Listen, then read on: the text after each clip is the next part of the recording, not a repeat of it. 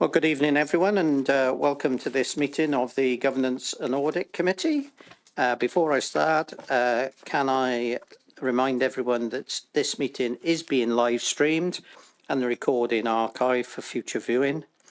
If a participant wishes to speak, please raise your hand if in the chamber, or use the raise hand function if joining remotely. I will indicate when it is your turn to speak, so please then select the request to speak button, which will allow you to come on screen. Please ensure that all debate is raised verbally and not via the chat function. The chat function should only be used to highlight any technical issues or get the attention of myself or a Democratic Services officer. So if we move on, can I make sure all mobile phones are put to silence as well, please? If we can move on then, please, to item number 1, which is apologies for absence. Thank you, Chair. And no apologies given in advance of the meeting. Thank you, Chair. Thank you, Gareth, for that. Item 2, then, the minutes of the reconvened meeting held on the 17th of February 2025. For correctness only, pages 1 to 15. Someone prepared to move? Thank you, Councillor Hooper. Seconder, Councillor Goodjohn. Anyone against? No, thank you. Item number 3, to receive declaration of interest and the nature of such interest under the Council's Code of Conduct. No one's indicated anything. Thank you very much for that.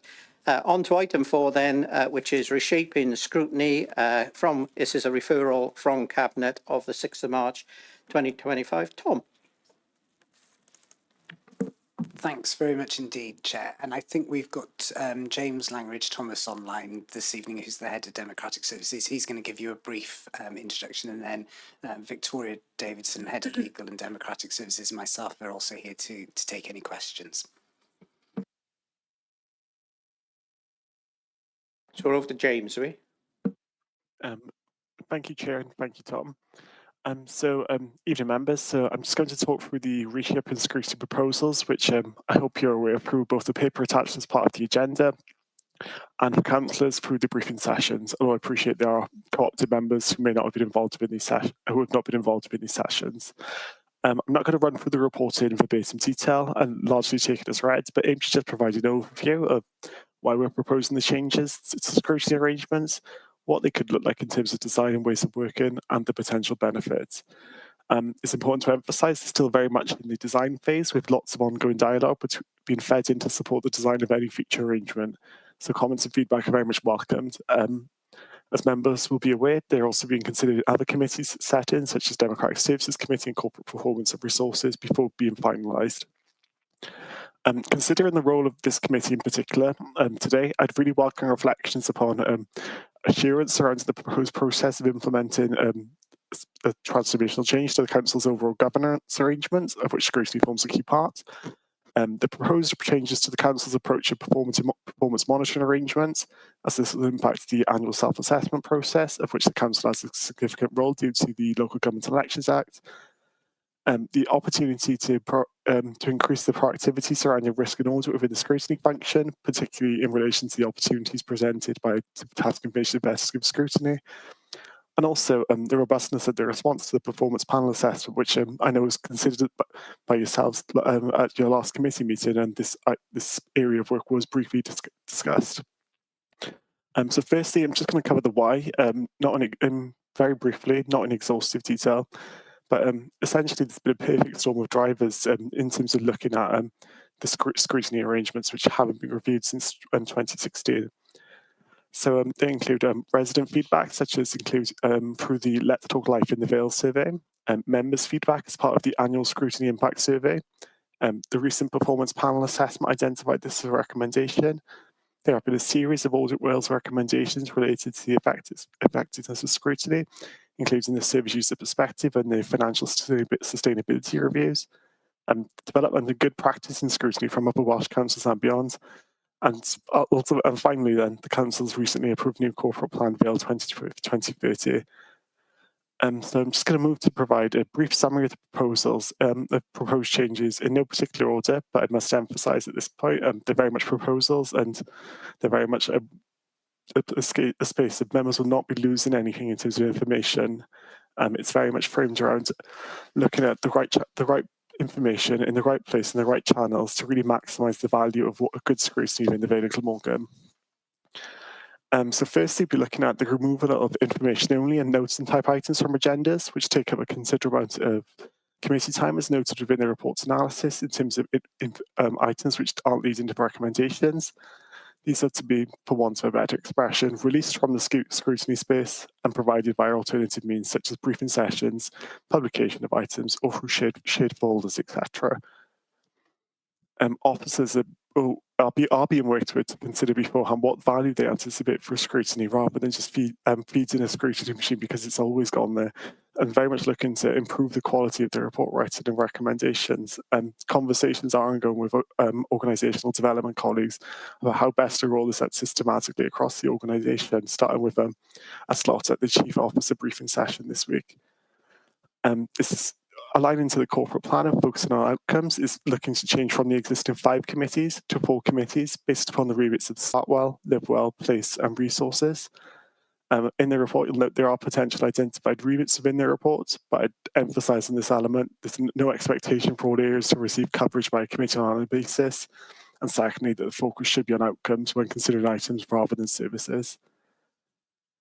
I think one of the most significant developments is the introduction of systematic task and finish investigative scrutiny on a proposed 12-week basis per committee, which would very much allow scrutiny to identify their own areas of interest and increasingly shape the policy direction and agenda of the Council by making proactive recommendations based on information gathered, expert witnesses, etc., and to really own their forward work programmes and agendas rather than receiving items and making recommendations to this is currently undertaken inconsistently across the Council due to Democratic Services support.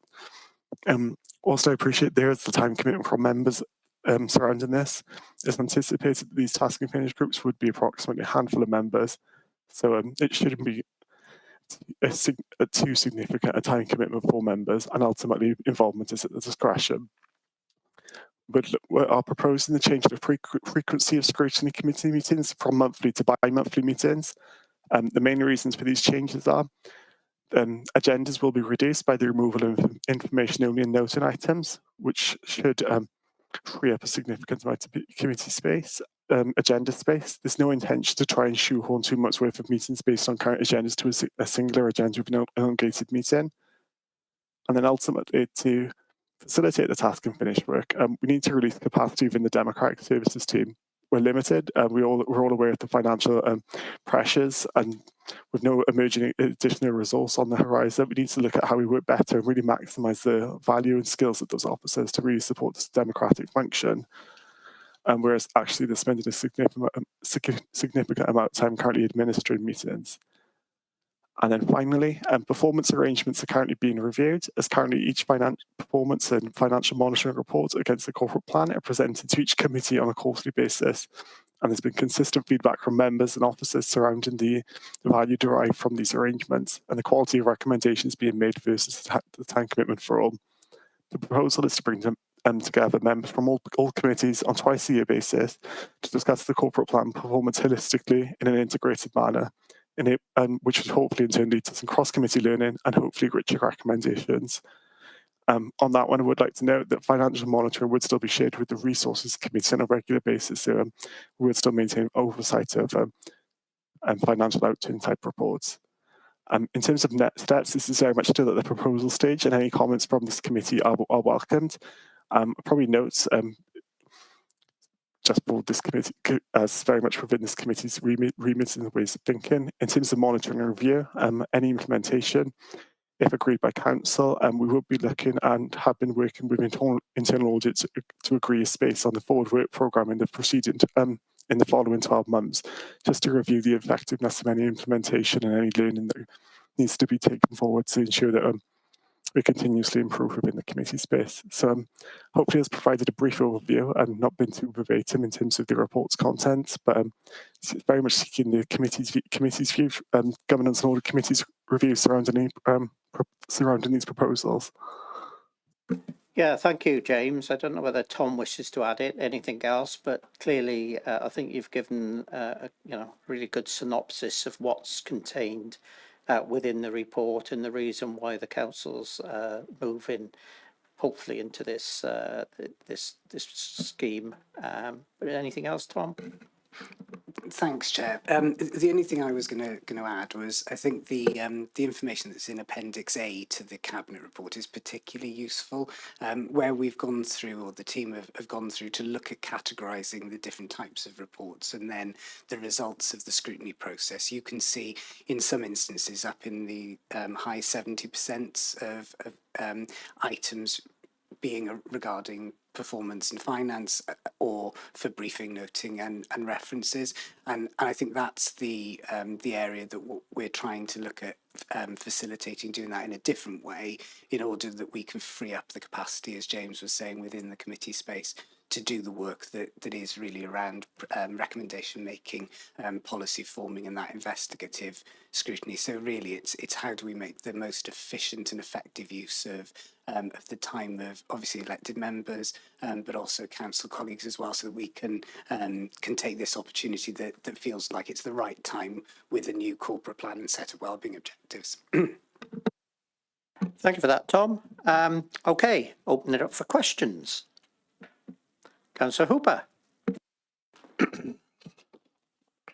Thank you, Chair, and thanks for this paper, which I'm all for supporting stuff that makes scrutiny better, but I just wonder whether this actually deals with some of the core issues I think we've got in this council.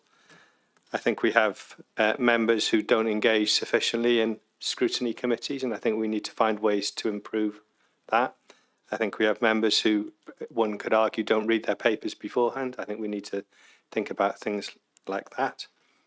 And I'm also concerned, and the point that those are points that I'm not sure you'll take on so much at the moment here, Tom and James, but I think there's the issue about driving policy changes, with scrutiny committees driving policy in a situation where we have cabinet-led political governance in this council as elsewhere, I think is somewhat naive.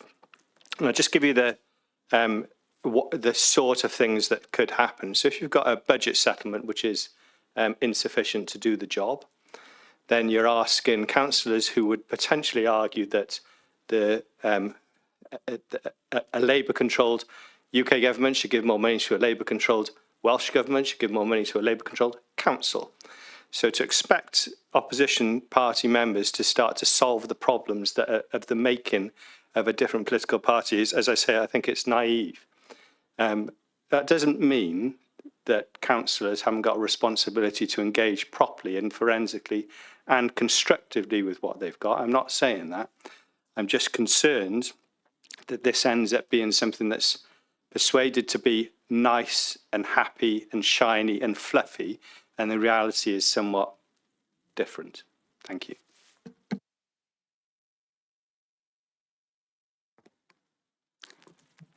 Thank you, Councillor Hooper. And in terms of the first point that you're making in terms of elected members and the engagement and participation, part of the paper and the proposals is to do some work on the member development programme and how we support elected members to effectively scrutinise and participate in scrutiny.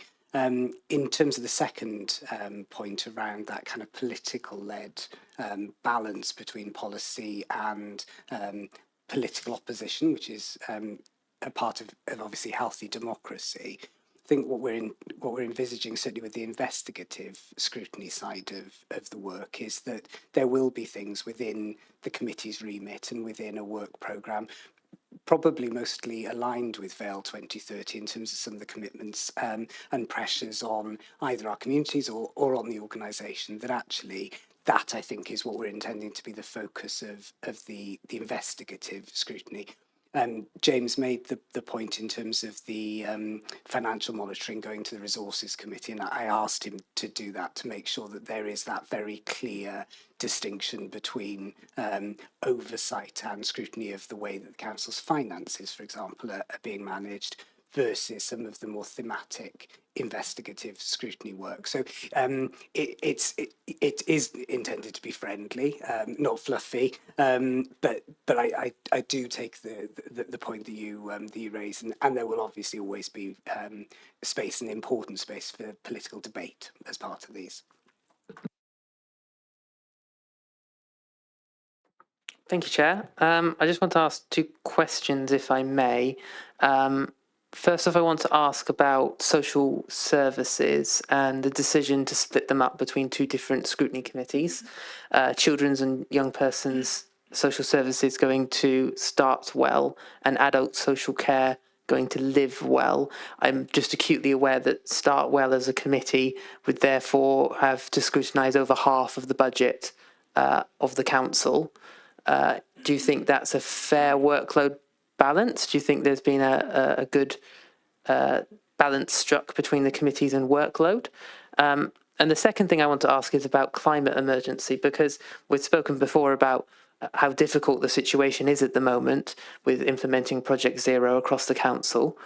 I wonder if there's going to be any kind of consideration of special measures in place for scrutiny of a climate and nature emergency, because at the moment it sits within corporate performance. You're saying to move that towards place, but I'm slightly concerned that if it's moved away from corporate performance, away from what would be the resources committee, that it would lose the sense of purpose inside the entirety of the way the council works, because at the moment it sits within the finance, so it links directly within the finance committee, effectively's job.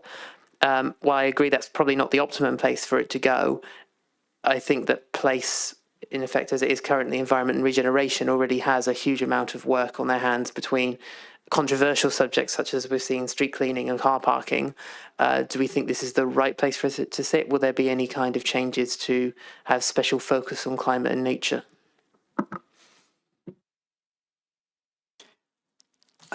Thank you, Councillor Goodjohn. I wonder if James might be best placed to respond to the initial questions around social care, and then perhaps I could pick up on Project Zero, if that's okay. Thanks, Tom, and thanks, Councillor Goodjohn, for the question. In terms of the social services agreement being split into two elements, it's not about looking at services in terms of directorates essentially moving forward. It's very much looking to focus upon the outcomes. For example, this is the committee's focus very much looking at Start Well in particular, so they're very much focused upon their best start in life and put it into the corporate plan. And with that, there's a significant amount of interdependencies between the work of education and children's social care. So that's why they've been proposed to be looked at together to almost see a more rounded picture. Whilst I do appreciate the work of the council, it doesn't fit neatly into boxes at the same time in terms of everything in theory interrelates with everything based upon the sheer nature of how public services work. So it has been designed to, in its current proposed form, to go for the most appropriate element. But that's not to say there will naturally be opportunities for committees to come together, or where there are mutually topics which interlap between the two. So, such as transitions within social care, care leavers, disabilities, for example, where it may move towards a more of a 0 to early adult type model, etc. Where actually there are areas that may need that cross-committee work in. But in terms of the workload, I think it has been split relatively equally based upon analysis of existing agendas from recent years, and also potential reports in the pipeline. That's not to say that I have a crystal ball and can predict the volume of proposals that may be coming forward for these areas of work. So obviously, if there are significant volumes, we would need to look at that moving forward. It's very much just a best endeavours, really much focusing on the outcomes those committees are really trying to make, thinking about the corporate plan, and really, particularly with Starting Well, really trying to focus on actually how do we provide scrutiny as a council, very much reflecting upon the best start in life while being objective. And in terms of Project Zero, I will hand over to Tom on that one, as I'm not close enough to the detail and the history of this one. Unfortunately, I'm still relatively new into post, so I know Tom will be able to give a far more detailed answer surrounding that area. Brill, thanks, James. And I think Project Zero, the climate emergency, is probably a really, really good example of where we're trying to kind of navigate with these proposals, because as you rightly say at the moment, Councillor Goodjohn, we report progress every 6 months to the Environment and Regeneration Committee and also to Corporate Performance and Resources Committee. So that report, it's the same report, but it's being considered by multiple committees, but from different perspectives, as you say. And that's one of the things that we're looking to try and reduce, because in effect we've got the duplication of that going to in front of two sets of members, and quite understandably the resourcing and performance of the programme is completely interrelated with what's actually happening on the ground in terms of delivering Project Zero.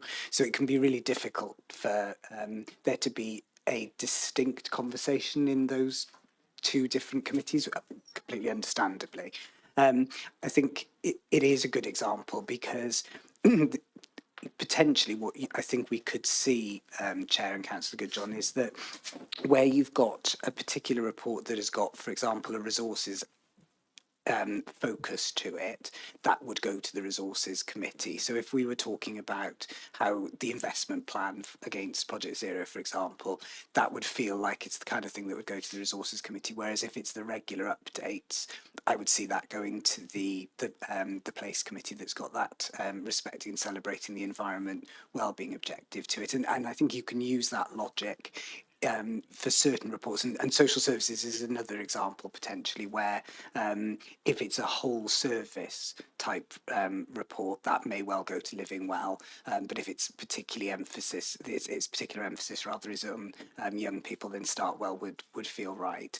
I think there is something though in the question and the observations, Councillor Goodjohn, for us to think about in light of the performance arrangements, where we're looking at how do we facilitate bringing all scrutiny committee members together as part of that 6-monthly oversight of corporate performance at mid-year and at year end, and things like Project Zero that are, as James was describing, so cross-cutting, would feature within those as well. So I think that also gives an opportunity for elected members to participate in a slightly different and collaborative way. Councillor Goodjohn. Can I quickly follow up just on that last point? Could we see scenarios where committees are allowed to work cross-committee on task and finish work? Is that allowed for within the current drafting of the changes to the Constitution? Because I think this is an extremely vital point, that if, say, we want to do an in-depth task and finish into social services is a perfect example, you would need to have really members from both committees involved in order to get a proper deep dive into both children's social care, depending on the topic obviously, but in children's social care and adult social care at the same time. So I'm just checking that you have in the drafts as you have it at the moment room for that. Absolutely, Councillor Goodjohn. That's the holy grail of investigative scrutiny via task and finish. We'd really welcome that cross-committee perspective on particular issues. So I don't think it's maybe as explicit as it could be, and that's something that we'll make sure we reflect in the proposals as they're refined. Councillor Prothero. Thank you, Chair. Thank you, Tom. Thank you, James. So perfectly understand, and it's logical to align our corporate plan with our scrutiny committees. So Start Well, Live Well, Place Resources. I think that makes sense. It makes sense to me. I think it makes sense to our residents. They will understand that. I think it's true that scrutiny for the last couple of years, an awful lot of reports have been for noting. And I think that in itself, and we have spent hours debating reports that are just for noting. And I think that in itself is probably one of the reasons why, kind of like has muddied the waters, I think, for committee members in terms of being able to focus on the task of hand, which is being effective in our scrutiny, and providing ideas and recommendations of practical use. So I think if we're taking the bulk of those reports for noting and putting them into member briefings, that's going to free up a lot of time, and I think it will help refocus committee members with the task of what they're there to do. I completely accept what Councillor Hooper has said. I probably do sit on the naive step myself, because I'd like to think that as members, we would want to do the best we can for our residents. And even though the opportunity to criticise, which of course opposition are there, hopefully to do it in a constructive way, but to always find the digs and always just try and put a spanner in the works. I hope that if we can approach this slightly differently, and we have members on all sides of the House who are, brilliant thinkers, they come up with ideas. I want us to be more cooperative in the way we work. And I really hope if we reset the dial, focus on what we can do in terms of recommending and being innovative with our ideas, with the kind of reports that we have an input, and ensure that the recommendations that go through to Cabinet come back to us. So I think as members, we can see not just that we are making progress and our recommendations sometimes are being acted on, and can be taken forward, but it gives us more of a sense of purpose. So I don't know if that was more of a statement actually than a question, so I do apologise. But yeah, thank you. Yeah, thank you, Councillor Prado. I was going to ask where the question was, but there we are. Are there any other questions? Matthew. Thank you, Chair. Tom, I don't know if this is one for you or James, and it's significantly less detailed, but we're looking at 2.11, and they talked about feedback and it being no great consensus. And I guess in my other life, when you see such changes that are far-reaching, you tend to see a kind of risk analysis that says these are the three main options, and this is the good bit of it, and this is the bad bit, and this is why we've chosen this one to move forward. And I appreciate that it might be elsewhere. So I guess is it just not in here, or would it be useful for this forum to see? I don't know, maybe that's an open question to the committee rather than everybody else. And I just kind of want to get some comfort that that's been done, and you feel like you've exhausted all the options and looked at them thoroughly, rather than just go, we think this is the best one, and so we're going to proceed in that way. Thanks, Matthew. And yeah, absolutely, it's a really important challenge and point. What the approach that we've adopted with this is to involve and engage with elected members early on in the process. So back in the autumn of 2024, we actually started the conversation from the perspective of monitoring the performance reports, talking about some of the drivers, what was working well, what potentially the areas of improvement, and through that conversation, organically, it's led to a wider range of proposed changes. And what we've sought to do at each of the member briefing sessions is to reflect on the previous conversations that we've had, refine on those points in order to kind of iterate to get to these proposals. So we can certainly reflect that process a little bit more, or in a little bit more detail as a result of that feedback. Because I think it is, it's a really useful observation from a fresh pair of eyes to say, well, actually, how have you looked at getting to these? What we have discussed with elected members is different frequencies of meetings, different combinations of meetings, and also the availability of and capacity within the officer cohort. And it's in effect, it's a balance across all of those that's led to these proposals. We can certainly make that a bit clearer. Councillor Prothero. Sorry, I did have a question, Chair. I got lost there in it. So it was really to do with call-in. So when we've, as Cabinet does an immense amount of work, and I just wanted to know, have we got any data on the number of times call-in and a call-in has been brought to scrutiny across the authority? Because I think that's another element of work that we may have lost a little bit on. So thank you. Thank you for that. Tom? Oh, I think James might probably be better placed. Go on, James. Vicky did look at me Yeah. and nod and say, yes, we have, but James will be able to give you a bit more than that. Yes, we have. I don't have it to hand, unfortunately, today, Councillor Prothero members, but I can arrange for that to be circulated for you. But yeah, we do record all of the all of the times the call-in procedure is used on a per committee basis. So we will have that information available, and we'll make sure that's disseminated to all members of the committee and also wider members as well. Councillor Goodjohn. If I may make a statement, I think. No, I'm happy for you to make a question first. Okay, I'm happy to ask about performance. Specifically, asked us on that point. I think we need to go over slightly the joint scrutiny meeting, the performance meeting proposed to be held twice a year. I think that's a really interesting concept. I don't know if that's come from other councils doing a similar thing. I'd be interested why you decided that would be the best forum to use.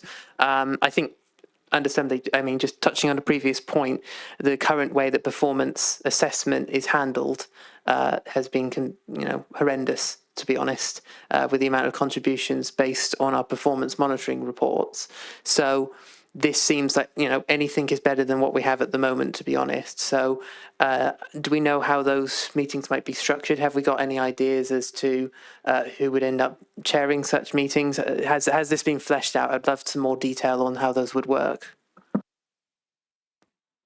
Thanks for the question, Councillor Goodjohn. It does happen in other authorities, so we've not been entirely innovative with it. But in terms of the approach, the reason for wanting to do it is for all the things that you've just been describing. There's something about, at the moment, we've got a very big and robust, well-respected performance machine, but it's based on a huge amount of stuff that goes in it, whether that's actions and measures, and then it gets split into 5 different reports so that 5 different committees can make sense of it from their scrutiny remits, which is fine, and then it gets brought back together in terms of cabinet. But I think that's really difficult for elected members sometimes to engage in. Sometimes it cannot receive the robust scrutiny that perhaps it could do, and it also doesn't necessarily lead to do some work and around kind of investigative task and finish in a similar vein to Councillor Hooper's point earlier. So the idea is that we bring members together, and because the plan for, in terms of Vale 2030 is so cross-cutting, it means that elected members would be able to look at performance from a variety of different perspectives in order to challenge that. And potentially to identify things that they'd want to take back into their own scrutiny committees then for further detailed discussion and scrutiny. In terms of the actual logistics on the ground, we've been focusing in on the kind of framework for scrutiny at the moment. Once we've given all of the feedback at this stage the proper consideration and pull together those final proposals, we'd be looking at developing that work, and we'd obviously report that to members and involve them in the design of it. We'd be looking at the first of those to be happening either in July or in September, because it would be considering the end of year performance as part of the self-assessment process. Councillor Hooper. Thank you, Chair. It just piqued my interest, your answer to Councillor Goodjohn, Tom. I'm just interested in the makeup of the task and finish groups and how we're going to try and make sure that people all contribute. So, is it going to be, I remember when I was a kid, I used to play football and used to pick the people you wanted in your football team. And some people always get left to last. I'm not saying where I was. But how are you going to make sure that we choose people fairly, effectively, and get the best skills? Thank you. Thanks very much, Councillor Hooper. And James may want to add to this in terms of political balance, the numbers of members being involved, etc. But one of the things that we were discussing with one group of elected members most recently was actually for the committee to have that conversation right at the very beginning of the year. So actually, there's something about perhaps the chair and vice chair having a discussion with all committee members to understand what their skills, experience, areas of interest are, and looking at the potential topics of investigative scrutiny that could happen across the calendar. And I think it's in doing that you'd be able to then look at allocating, if you like, for want of a better word, the best blend of skills and experience onto each of those, but also, as you say, making sure that all elected members have got the opportunity then to contribute and participate in those groups.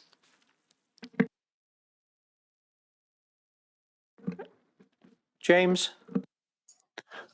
If I could add to that around the looking at member skills and experiences, we know anecdotally from members in terms of currently already in terms of their backgrounds, professional backgrounds, interests, areas of areas of wanting to explore those kind of things. Whereas we're looking to very much formalise that across all of our elected members to try and almost get a whole council and make, well, as Richard would make an understanding of the makeup of councillors as possible in terms of their skills, knowledge, experience, interests, to try and really get the level of interest in task and finish work that actually gives it the value that it does deserve. Equally, in terms of numbers, we would be looking at around about probably 4 to 8, ideally 6 members per task and finish group on a politically balanced basis, but with the motivation that obviously understanding that not every meeting can be politically balanced, but we'll try and get it as politically balanced as possible to ensure that it's very much proportionate, is representative of the chamber itself in terms of actually that group. But ultimately, the size makeup membership of the group is very much at the Home Scrutiny Committee's discretion, as and when they're working, as Tom mentioned at the start of the year, surrounding shaping their forward work programming. Thank you, James. Councillor Hooper? You may not have gone through this point yet, but I just wonder how you're going to help members and the other experts that come into each of these task and finish groups to gel and come to a conclusion. It strikes me that there's quite a lot of work that needs to be done on ensuring that we have people who can manage the team in that context, because it's a very short, sharp piece of work, and you can't have people making long so managing the whole process needs to be good. And if that's going to be someone from a committee, or is it going to be somebody from outside? I just wonder if you've given that thought. Thank you.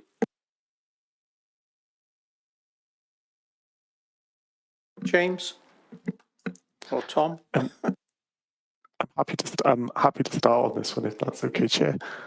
In terms of managing the process, this is why we one of the fundamental reasons for the change. In terms of working alongside the Chair, we'll be looking to utilise the existing Democratic Services Officer capacity in terms of really supporting that group in terms of, as you said, in terms of looking at a framework in terms of almost a framework in terms of the approach. So looking at supporting in terms of arranging meeting frequencies, looking to get agree and identify the scope, speakers, etc., etc. So there will be supported and facilitated by the Democratic Services Officers as much as possible to really push members along that journey, because I think it's quite, as you mentioned, Councillor Hooper, I think it could be quite easily for an unstructured piece of work to easily pour into 12, 18 months potentially, whereas actually we want these task and finish groups to be really short and sharp. So we're currently we're commencing refreshing our task and finish toolkit, essentially looking at the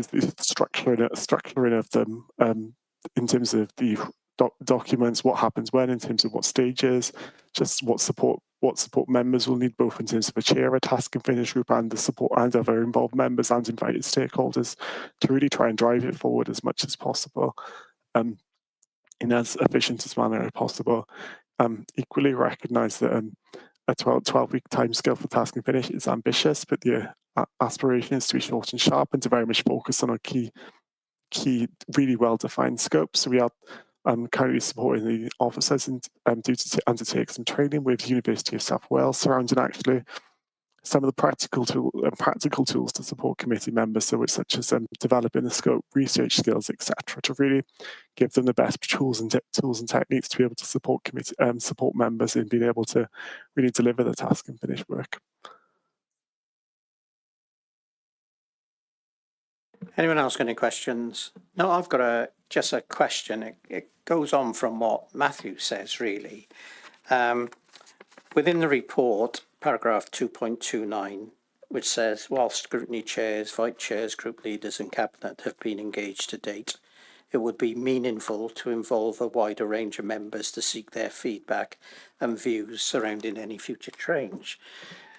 And then what I think the point Matthew made, there was a comment as well in the document that says there was no real consensus around members as to what the structure, I think, should be moving forward. And what I'm interested in, Tom, is this proposal in 2.8 is purely that. It's illustrative. So it's not fixed in stone. And is there a proposal? Because whilst this may be obviously illustrative, and again, it's going to Cabinet on the 3rd of April, Council 28th of April, and may go to, don't know whether it'll go to Annual Council on the this actually isn't fixed yet, is it? So if you're going to have meaningful engagement with members, is this the starting point, or are you actually going to put to the members what Matthew said, use the options we looked at? You know, on a clean, I'm not saying it should be a clean piece of paper, but it picks up the points I think that Councillor Goodjohn made in regards to the one scrutiny committee looking at children, young people, education, you know, education and social services. And I'm not telling you all to suck eggs, but that's 65% of the council's budget. So if you've got education and half social services, I should imagine you've got about 40% of the council's budget in that scrutiny. Right, okay.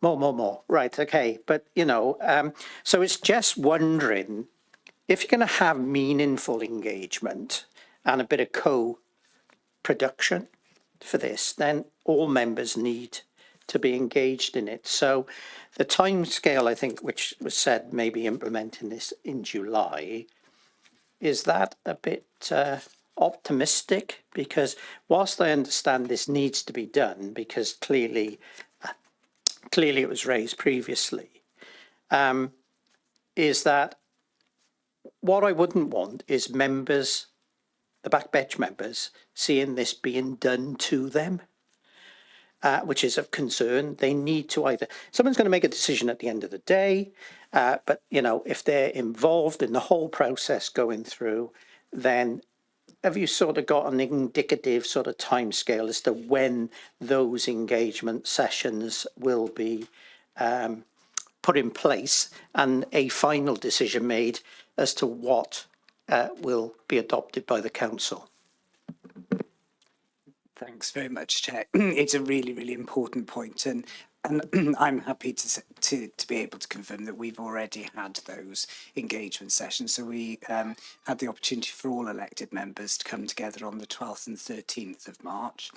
We were conscious that not all elected members would be able to make it on those couple of days. So James and the team have been running a series of daytime drop-in sessions to be able to either brief members who may not have been able to come, or equally those members who might have digested the information and then had some further thoughts.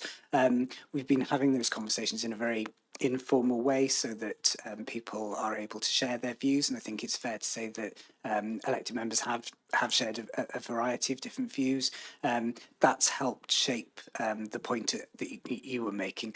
At some point we almost need to write down something in order for there to be a formal discussion about the pros and cons of that. So through that informal work, that was to explore what elected members think about these proposals, which have been shaped based on other member involvement before we got to them. We know it's really important for the reasons James outlined in his introduction, that, you know, your committee have got several important roles relating to this. Obviously the Democratic Services Committee do, and Corporate Performance and Resources felt like the appropriate scrutiny committee to take the proposals to, which is why Cabinet have referred this report to those three committees. We continue to have the discussions and dialogue with elected members as we help refine the proposals. The Chief Exec and I are meeting with group leaders later on this week, and part of the agenda for that session is again to have a discussion with those members as to their points of view on the proposals. What we're working towards is being able to take that report to Cabinet on the 3rd of April. You described it as optimistic to do it by July. Just for clarity, we'd be looking to enact this from May. We've had 6+ months of discussions with elected members. Obviously, we've had the panel performance assessment. We've had these conversations and scrutiny of the proposal. So I think there's been some robust sharing of views and opportunities. Cabinet would consider the proposals on the 3rd of April. Council, importantly, would be able to debate them on the 28th of April, and subject to that being approved, the annual meeting the first week of May then would introduce the constitutional changes and the scrutiny committee appointments then to the new framework, and we would commence work immediately after that. Ambitious and optimistic. So just for clarity then, this report that went to Cabinet on the 6th of March set the principles. The report that will go to Cabinet on the 3rd of April will pin the colours to the mast. Yeah. Okay, as long as I'm assured that members have had a full engagement in this, that's the important thing for me. So that's okay. Are there any comments? Councillor Goodjohn. Yeah, just to assure all members, I think it's important to say I'm shouty, but I'm a backbencher. This is the 3rd time I'm looking at these proposals of at least 6 that I'll have by the final full council. I think there has been a lot of engagement with members, and that I didn't even attend the main full engagement session, unfortunately. So that's my position, is that there's been a lot of engagement with members. That's been extremely good. At the end of the day, we're losing one scrutiny chair, which will always lead to resentment from some. That inevitably will happen. I understand that. But I think the ambition of these plans is exactly what we need going forward. Backbenchers, I can't speak for everyone, but I think most feel their potential has been wasted in the current way the scrutiny system works. I think that I truly do not believe that councillors don't want to do the work. I truly believe that they believe that the system is not properly allowing them to do so, and that a new structure will allow for more engagement and more work from the councillors being positively received by Cabinet, by officers, and those reports to better influence the way that policy is made in the council. I think that the way that this has been done quickly, efficiently, and with proper engagement is the way that we need to be working forward as the norm.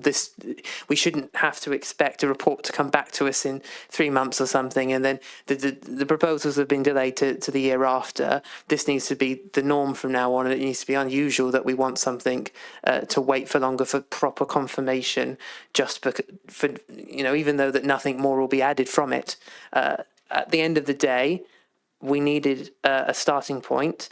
These will only work as proposals if people properly use them as innovative techniques. So, for example, the performance meetings that we mentioned earlier, only if innovative ways of doing scrutiny are used are we going to get proper use out of those meetings. Because at the end of the day, it'll be over half, probably 40 members or so of the council at those meetings. You can't have them all speaking one at a time for very long periods of time.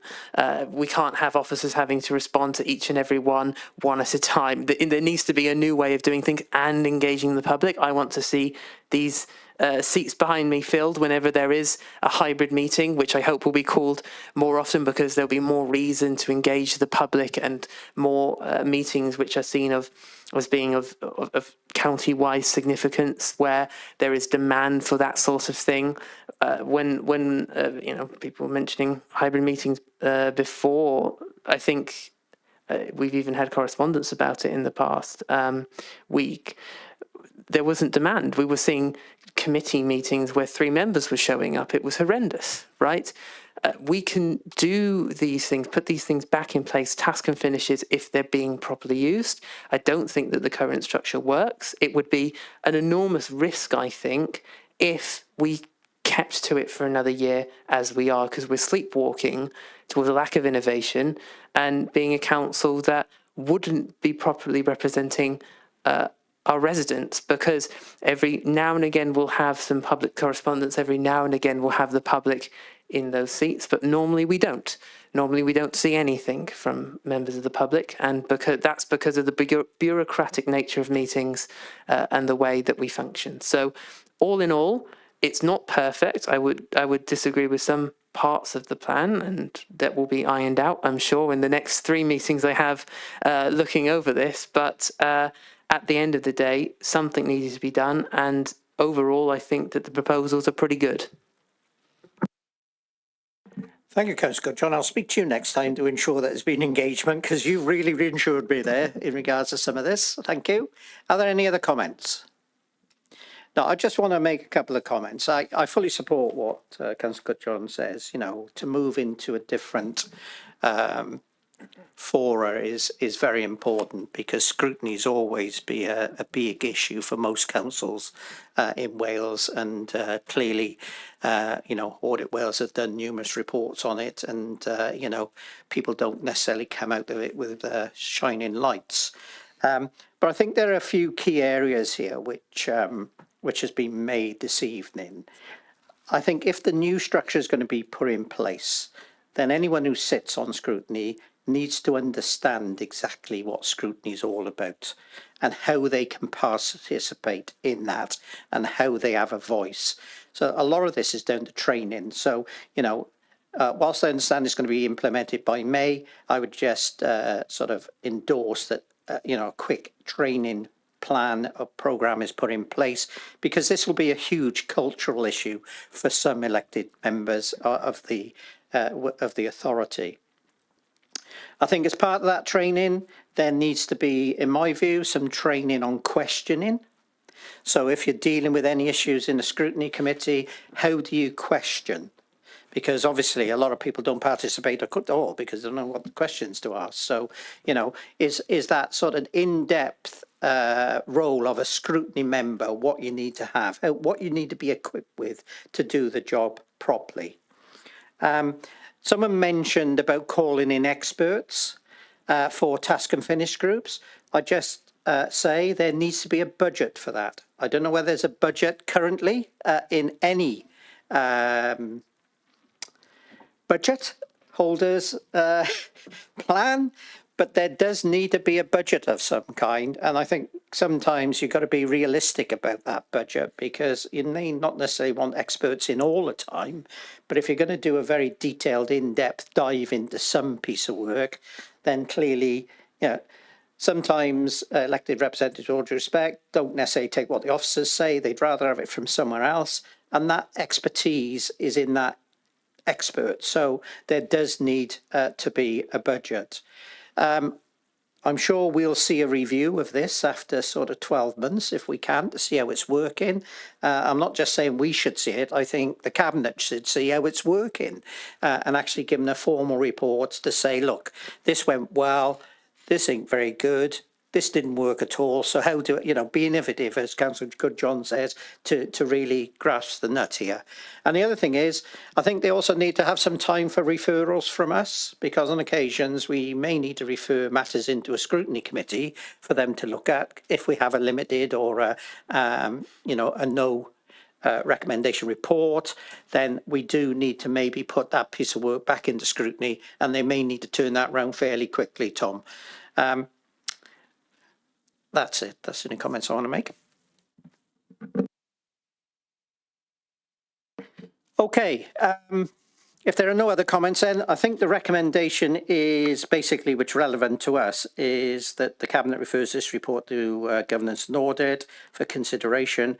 Obviously, we have considered it. I'm sure Gareth will get some nuts and bolts out for referral to Cabinet in regards to some of the issues that are raised. You know, certainly the training ones I've raised and the other elected members raised, and then we'll see where we go. But I wish you every success, that it certainly works out well and the members actually embrace this change. So someone prepared to move, please. Thank you, Councillor. Good, John. Thank you, Councillor Hooper. Anyone against? No. Thank you very much. Item 5 then is the Audit Wales recommendations for governance of planning service, planning protocol, planning committee terms of reference and amended scheme of delegation. Report that went to Cabinet again on the 6th of March. Thank you, Chair. I'll run through the kind of the main points as I see it, but obviously members feel free to ask me to expand on any point. So this is a reference from Cabinet, as Chair has just mentioned. The report relates to recommendations that came from Audit Wales on governance of the planning service. The review was undertaken in July and August of 23 to gain further assurance that there were appropriate arrangements around governance of the planning service and that there's value for money in the use of resources.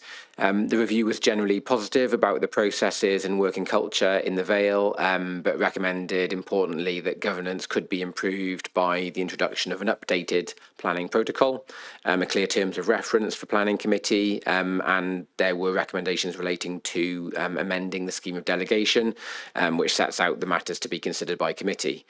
These are obviously all really important documents. They give greater clarity and assurance to those taking part in the planning process in the Vale, ensure that all stakeholders know that they're being treated fairly and equitably, for a function that is underpinned by the principle of each case on its merits. It's so important that the structure around that function is clear, it's consistent, and it's fair. We can defend different outcomes in decisions where we refer to the planning merits. We can't defend outcomes where there's a demonstrable lack of consistency or lack of fairness in how those decisions are structured and guided. So since the receipt of the original report, the matter has been reported and consulted upon thoroughly through Planning Committee initially, E&R scrutiny, and then we came to this committee following those, subsequently to the Equalities Consultative Forum, to collect as many views and input as possible on the content of these documents. So following that, drafts of those documents were reported to Cabinet in March, and I'll just touch on the main points of those. So the first one is the terms of reference, which is generally structured in kind of two parts. Firstly, relating to membership and meetings, it sets out clearly the composition of committee when meetings are held, kind of frequency, details about site visits, and then it goes on to talk about the functions and roles of the planning committee. So it's absolutely clear the matters and the nature of the matters that the committee should be considering, but also how kind of those purposes and functions relate to the key objectives in the council's corporate plan. The planning protocol is a much longer document, as members may have noted. In putting together this document, I've looked at advice from Audit Wales, advice from the Planning Advisory Service, and the Welsh Government Development Management Manual. And this document seeks to set out kind of the role, function, responsibilities of the various stakeholders within the planning process. And that's not just officers and members, but there's also advice there for applicants, agents and representatives to ensure that everybody understands what they should do in different scenarios and how they can ensure that that process is fair and consistent. The document goes on to refer in some detail to matters relating to interests of members and explains the difference between personal and prejudicial and pecuniary interests of members. There's some quite detailed work on bias and predetermination and predisposition. Again, setting out the difference between predetermination and predisposition. Such a massive issue, obviously, in the faith and trust that those engaging in the process have. That things are being dealt with fairly and properly. There's advice for the role of the local ward member, whether that's in feeding back into planning applications or calling matters into planning committee. I'll just go on some other key points. I think within the protocol, there is information on planning considerations and the relevance and importance of planning considerations, and that is supported by the training that we give to members. And actually, most recently, members have had a training on specifically material considerations, but it's good that that's in the protocol. Some quite detailed stuff on the kind of planning committee process and the decision-making process. So whether that is in terms of site visits and how those are structured, how they're called for, the order of work at planning committees, so that's again clear and consistent. A really important one, in my opinion, deferrals and decisions contrary to officer recommendation, so that where there are matters that will usually need some more thought to reconsider perhaps the merits or the points of planning committee on a certain point, that it's recommended that committee essentially have a cool-off period and it's deferred for the matter to come back, so the decisions aren't rushed on the night without adequate kind of scrutiny and input being given to a contrary recommendation. There are sections on appeals against decisions, reviewing decisions, so we can look back and say, okay, well, how did that decision pan out? You know, when often we're speculating on the merits of something, it's really important to then go and have a look after the event, and that might be design matters, it might be parking, it might be how something looks in the street. So we're recommending that there's a regular process of reviewing decisions. And then finally, member training, again, emphasising the importance of member training and the fact that this is needed to be an ongoing and regular process. The final section of the protocol relates to it being reviewed. So this protocol, we hope, is fit for purpose now, but that's not to say it's going to be fit for purpose in a year's time or 2 years' time as the industry changes, as legislation changes. So it's important that we review the protocol to make sure it remains fit for purpose. And then the last document is the proposed amended scheme of delegation. So I've set out in the document the entirety of the kind of scheme of delegation as it relates to the kind of planning and building control functions. The bulk of it remains unchanged. So, for example, in respect of building control matters, minerals and listed buildings, there are no changes. The changes relate to planning applications and enforcement. So it was clear from my experience of our interactions with Audit Wales that the Audit Wales officers felt that the emphasis of the scheme of delegation should probably be changed and inverted. So whereas at the moment the scheme of delegation lists all the matters that can be dealt with under delegated powers, it's much cleaner and clearer to invert that so that the scheme of delegation lists the planning committee matters. That is more consistent with how I believe the majority of other councils do things, and that doesn't automatically mean it's the right approach, but I do firmly believe that is the correct approach and is much clearer for applicants, agents and members and officers to know what should be going to planning committee. The way the scheme of delegation is structured at the moment, whilst the majority of major applications would trigger it being considered by planning committee, it's not the case for all applications. So, for example, you may have the scenario where a major employment application could be dealt with under delegated powers technically. So we are proposing to change it so that all matters of strategic importance are considered by planning committee. I'll just run through briefly the matters that the amended scheme proposes should be committee matters in respect of planning applications. So it recommends applications contrary to the provisions of the development plan where the proposal is recommended for approval. Applications for outline or full planning permission where the development is defined as a major development.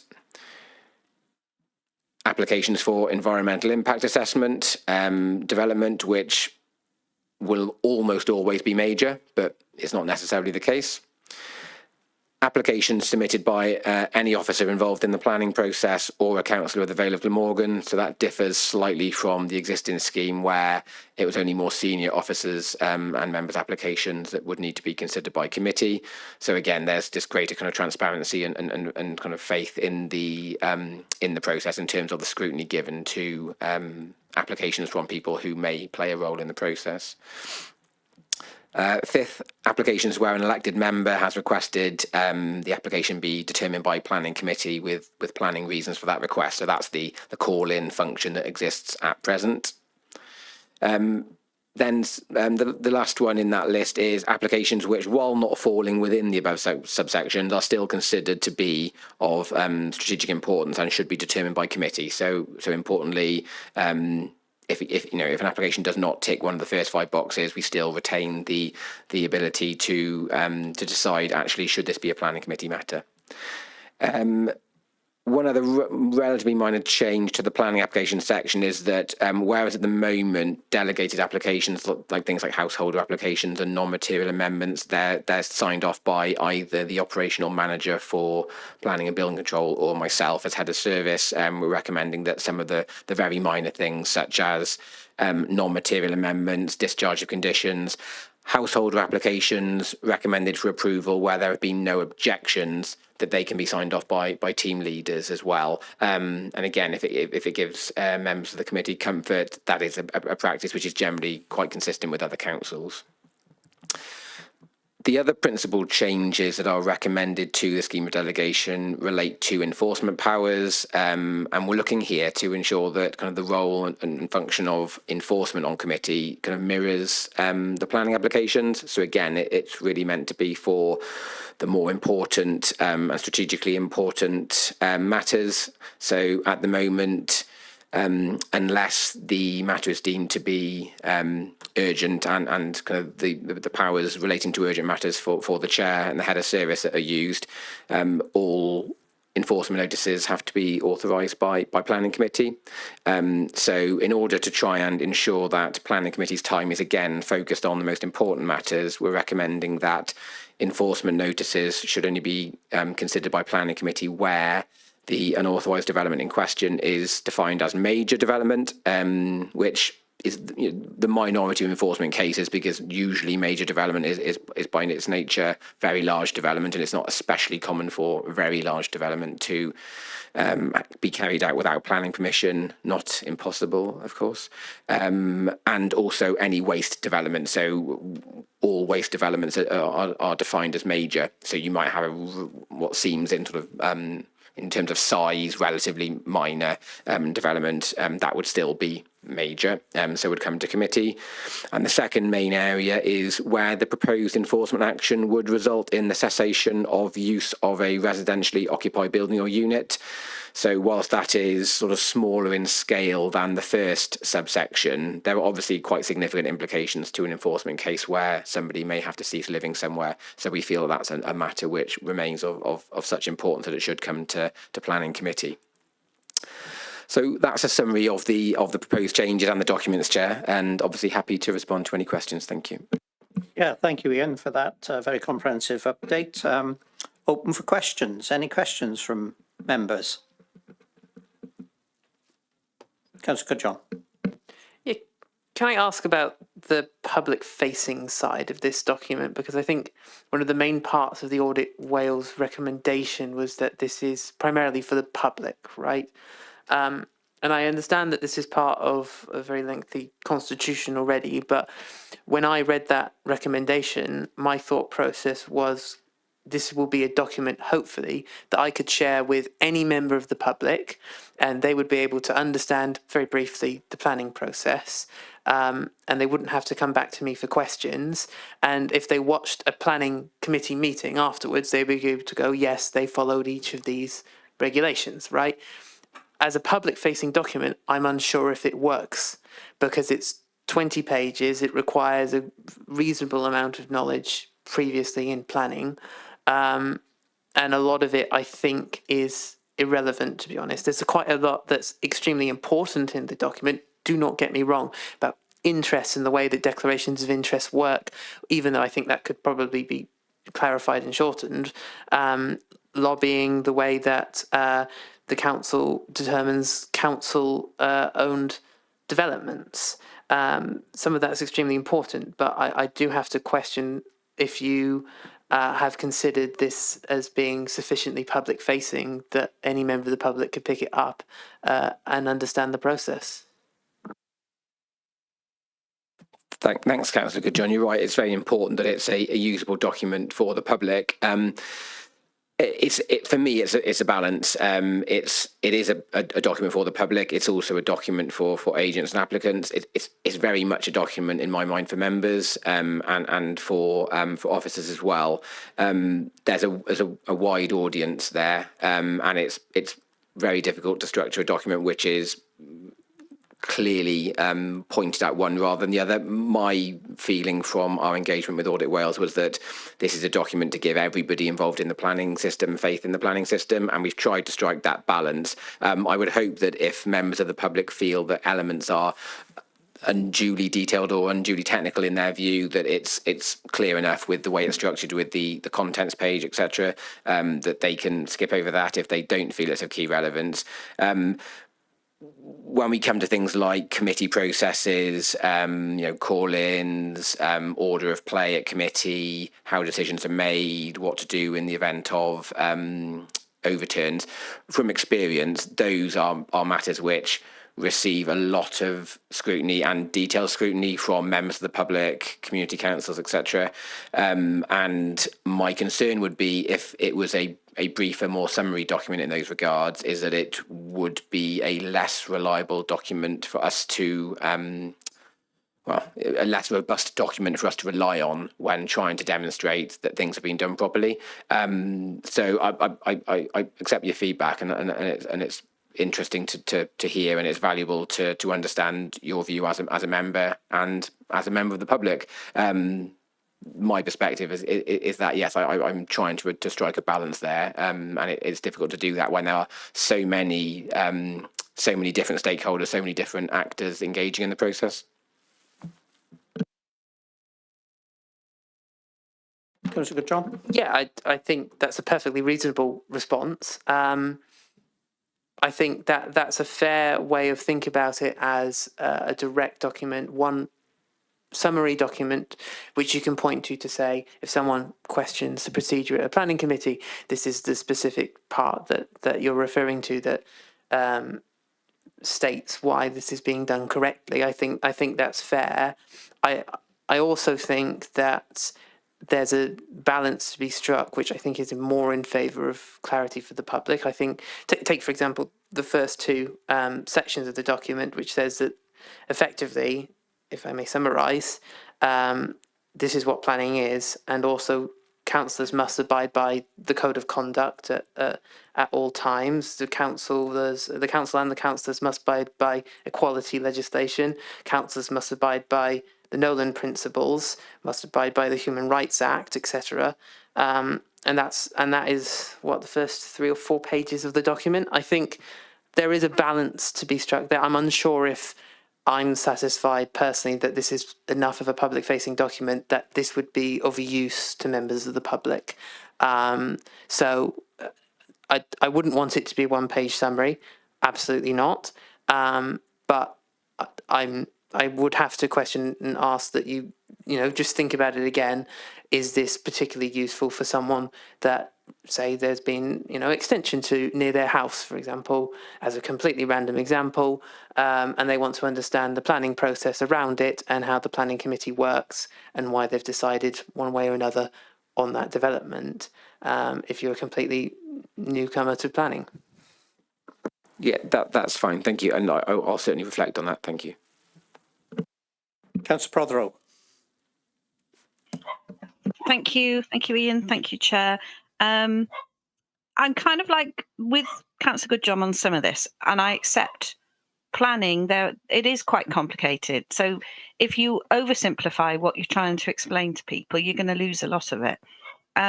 If I just think about myself as a member of the public and a member, the things that I would really, really want to see the evidence of to assure me, not through the scrutiny or through the planning committee itself, but that decisions and how we ensure that there is a consistency of decisions for the things that don't actually get to us. I think those are the kind of things that members of the public would really be reassured by. And then the second thing, which is less to do with your report, but it is transparency, and that is the difficulty that people have, and they report this, on using the planning portal. It's quite complicated. So if we're looking at transparency and how we do things, I'm just wondering if we can reflect on trying to make it an easier thing to navigate. But thank you. Thank you, Councillor Prothero. Yeah, that's another point I'll give specific thought to, whether the document could be amended to give more clarity about delegated decision making. I might be working against, well, I'm a bit concerned I might be working against the first concerns if I do that, because it might end up being a bit longer. But I'll certainly give more thought to that. I couldn't say today exactly where I would insert or change a certain section to make that more clear, but I appreciate the input, and I'll give thought to that as well. Planning portal, can I just check? So strictly speaking, the planning portal is how planning applications are submitted to us online, but I know most people refer to the planning portal as being our planning resource on our website, where you can access planning applications. Can I just check which you're referring to, please? Sorry, Ian, that is exactly what I'm referring to. And it is difficult to find things, and residents have asked me that very question. And that is our front-facing, I suppose, part of this. And if there's some way of improving it so it makes it easier to, one, navigate, and two, find things, I think that might help. Thank you. Thanks, Councillor Broderick. I suspected that probably was what you're referring to. I suppose there's two possible approaches there, isn't there? To fundamentally change the system, or to signpost it and kind of explain it better.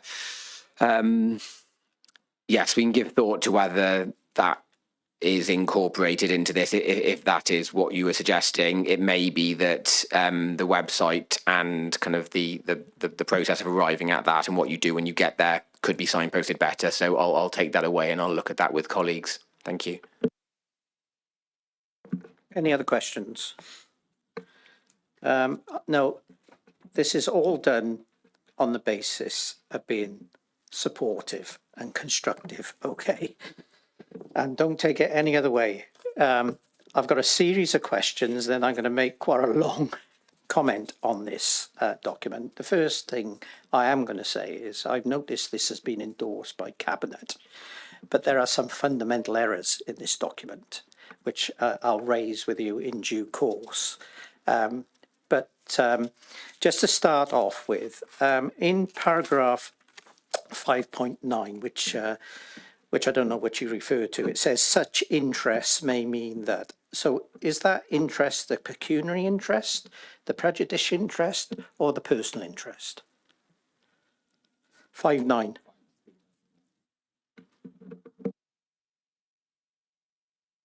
You just bear with me while I read that and the preceding paragraph, so I'm absolutely clear, okay? Whether it's a pecuniary interest or otherwise, what it says is, it says a member from such involvement need not on its own disbar a member from participating in making the planning decision when the matter is being considered by planning commission, provided the member is not already decided how they will vote on the matter before committee.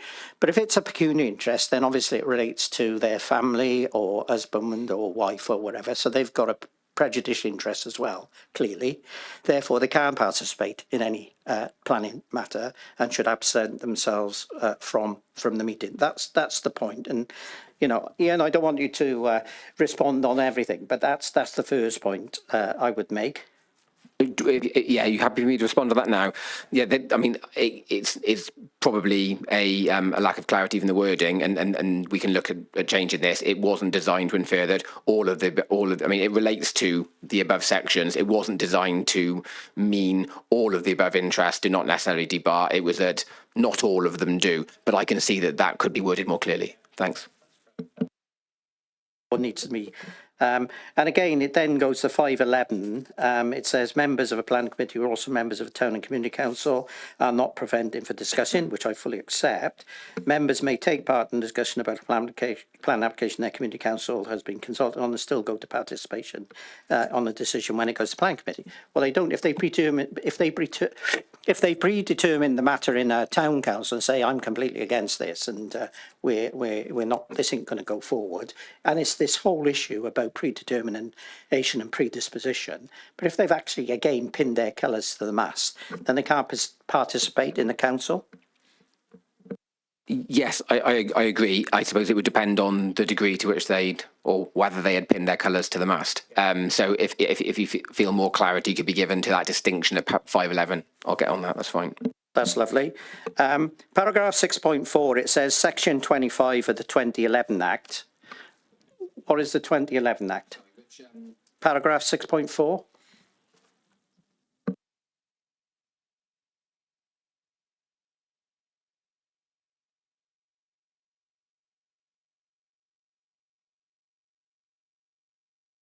Permit me, I'll be just going to review the document. It will be a second. What it is, it's the Localism Act 2011. You've mentioned it in 7.3, but you don't mention it in 6.4. So therefore, if you're going to mention it in 6.4, then you don't have to deal with it in 7.3. Okay. Thank you. Shall I deal with all the issues I've got? Because that may be easier. That may be easier. Throughout the document, the officers are not defined.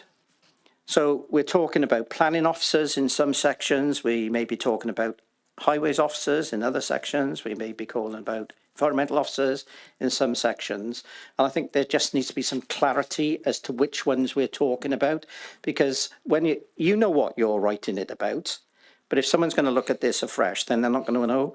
And when you're looking at planning officers report, you say the officers report. That's the planning officers. So I'm just wondering whether you need to define officers, whether you need a glossary of terms so that members can understand that, and obviously then you can set out all the relevant acts. And one of the biggest banes of my life is in a document, people refer to elected members as elected members, they refer to them as members, and they refer to them as councillors. So which are they? Want consistency on that point? Thank you. Fair enough.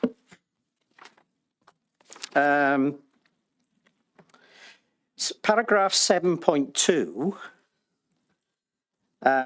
this is where most probably get told off now. Members of the public, when they're speaking at a planning committee, have got 3 minutes. Why have elected representatives got 5 minutes? How does that meet the equalities legislation? I mean, what the protocol does there is reflect the position as it is. It's not an unfair question, but it's not one for me to answer properly. I'm Gareth's putting his hand up, I can see. It comes from our constitution, Chair, and that elected members are entitled to 5 minutes per speech. Well, might I suggest that someone looks at the constitution and that we'd like to see the equalities impact assessment on this in regards to why a member of the public hasn't got the same right and the same length of time as an elected member. Yeah, can I suggest that we look at the constitution on this because it's to do with the guide to public speaking, and when this was reformed last year, if I'm not mistaken, someone is happy to correct me. Thank you. But it's based on that. Sorry. Yes. Thank you, Chair. I'll just intervene here to say that, yes, we did take the Guide to Public Speaking to full council and it was fully debated on. I don't have the information before me in a succinct form to do it justice, but I'm happy to provide that to Ian so that he can report that back or certainly give that information to the committee. Oh, that would be lovely, because obviously there is a discrepancy there, and I don't know whether the Guide to Public Speaking actually dealt with members of the public. It did. Right. No, that'd be useful. Thank you. Wow, what have I got now? Yeah, we got the issues about members not being members of planning committee are allowed to attend and speak at planning committee, but not vote, which is quite right. And it also says a member who has a personal or prejudicial interest, is that both personal and or prejudicial issue in an application within the meaning of the code, should seek prior advice from the monitoring officer. Isn't the provisions that if they've got a personal and prejudicial interest, or again this whole thing about interest, they shouldn't participate at all? given their status, say if you had a leader of the council, it could be seen that they would be influencing. Sorry, what paragraph were you reading from them? 9.7.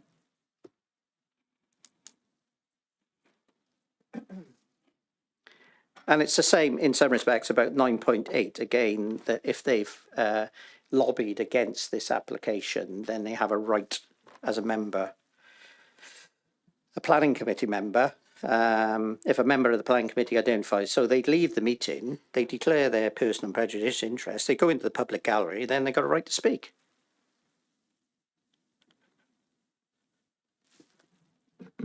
So we've got a member who has a personal or prejudicial interest in application within the meaning of the code should seek prior advice from the monitoring officer. I mean, in my own view, I'm comfortable with that statement. I hear your views on it, but I think it's essentially trying to be precautionary to say if you potentially have an interest and you're unsure about whether that is something which has X or Y, significance in a case, take advice on it. I think that's the purpose of it. But.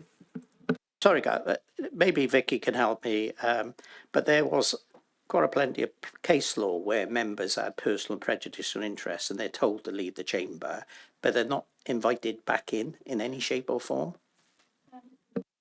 Can say is that within the Members' Code of Conduct, there is provision for members who are not members of the committee to address the planning committee. Obviously, each case is treated on its own individual facts, and obviously, if there are any concerns by any individual member in relation to their personal and or prejudicial interests, and of course the latter is objective, the former is subjective, then those matters are taken up with me as monitoring officer and also with the Democratic Services Officer for the committee. Yeah, that's okay. It's just the openness and transparency. You know, if people have been out there campaigning against, then to have them in the back of the chamber as well, given that they got personal prejudicial interest, is the issue. So if that could be clarified. Sorry, there's some capitalisation required as well. 11.1. It should be capital P for planning officer. I'm very sorry. Yeah, this is me being nerdy. This is. And then paragraphs 14.2 to paragraphs 14.8. A lot of the paragraphs say exactly the same thing. So we start off with by saying requests made for site visits will be considered by the chair and will only be allowed. And I think you need to have in there on an exceptional basis, where the benefit is expected to be substantial, because that's what you say in the excerpt above in 14.1. But then you then go on to say all formal visits of the planning committee require prior approval of the chair. And then you also then go on as well to say something similar. And the way to get around all this is if you actually use paragraph 14.7, it says members of the planning committee or a local ward member for a ward in which an application falls may request a formal site visit up to 48 hours after the agenda for the planning committee meetings. So they disregard everything else there, saying that they have to be exceptional. And what you've got there is any request must be approved. Do you understand? Yeah, as you know, it's. I mean, the site visit protocol is quite long, so I'll need to review it as a whole, and I'll review the recording of this meeting. Seemed to do that. It replicates an existing, so that's not a new process. So that's an existing site visit process which we were looking to incorporate into this document. Now, if that process was done in kind of conjunction with Democratic Services as well. If we need to review that, we can obviously either look at whether we review that and simplify that now before this document is finalised, or whether, if that took longer, whether that was done in a review of the protocol. Yeah, it's something I'll certainly give if you thought could look to. at 14.2 to 14.8 will needs do. to be rewritten. What I don't want to do is have something in the protocol which isn't consistent with kind of our process. Yeah. That kind of also If stands the aside from intention it. is for someone to call a site visit and they have to go through the chair in consultation with the head of sustainable development or operational manager for building and planning control on the episode, then 14.7 just overrides that completely. A thorny question, picking up point from Councillor Goodjohn now. On-site visits, obviously you send it out to all the planning committee members, the local ward members, the town and community council clerk. So obviously some of the town and community council, I could imagine, turn up. But you've got, and the agent for the applicant, but you've got no members of the public. Now I understand this has been obviously sense checked against other authorities, but the adjoining authority in Cardiff allow members of the public to go on site visits. Now, all I'm just indicating is, whilst they got no right to speak, in some respects, the applicant's agent hasn't got any right to speak, neither has the town community councils. The only people who've got the right to speak is the chair speaking to the officers, or the members speaking to the officers, to clarify their position on site. So I'm just wondering, you know, there's a mixed bag about members of the public, but in some of these applications, you know, they'll get very vociferous. And in some respects, they need to do that in the back of the chamber, as you say, when the application comes here. But it's very difficult on occasions when you've got 17 members of the planning committee on a site, together with the applicant's agents, together with the highways officer or whoever else. And then members of the public think, well, hang on a minute, you can't come on the site. Now, there's an issue again about liability and things like that. But again, I think something just needs to be understood. Either if you're not allowing members, the public, to be on site, then there needs to be some discussion about what you're allowed to be said on a site visit. You know, if an inspector goes on site, you accompany them, but you don't say anything to them. Yeah, that's fine. I mean, the council doesn't, well, sorry, should I say, I've never witnessed a chair tell members of the public that are aware of the meeting that they can't stand there and listen to it. Okay. And I've been on site visit meetings where, subject to the landowner's consent, members of the public have been allowed on. I think sort of formal engagement and formal kind of invitations is a tricky one, particularly in matters which have got a lot of objection to it. I think town and community councils and ward members work pretty well as a coordination point for that, but further thought to be given to it. Yeah, if you could, because again, on some big sites where, you know, you've got to wear a hard hat and steel-toe cap boots and everything, you know, I understand that. In paragraph 20.1, I'm sorry about this, Ian. I'm a bit, as I said, it's fine. It's been less than I thought there was going to be. It's in 20.1, you say any mandatory planning training prescribed by the head of planning service. Is there a head of planning service in the Vale? It's me. You're not the head of planning service, are you? What are you? Head of sustainable development. Right, there we are then. Okay. Just quickly on the terms of reference, I'm sure I'm going to be told off again. You've got 4 hours for a planning committee meeting. Is that fair and reasonable? I know most probably does say in the Constitution, lots of councils say 3 hours is the most people can deal with. But I'm just wondering whether 4 hours is too much. That's a matter for you, not for me. And then on the scheme of delegations, and again, maybe Vicky can provide some guidance here. In 1.2, where the scheme of delegation is to the Director of Place Head, the Sustainable Development Operational Manager, 1.2 says, with other nominated officers, should you not define who they are? Sorry, Chair, can you repeat which paragraph you're looking at? Paragraph 1.2, Appendix D. It says, with other nominated officers. I'm just wondering, should you delegate, designate who they are? Because there are, you know, unless the law has again changed, Okay. you can't delegate subdelegate a delegation. Okay, that's fine. Yeah, that's something that's sitting under the building control section, which I haven't changed, but that's fine. I'm happy to look at that. Thanks. That's okay. And then there's another capitalisation in 3.1E in the sort of italics about principal planning officer. Sorry, 3.1E, fourth line down on the italics. And again, rights of entry, again, you've got to authorise officers of the council.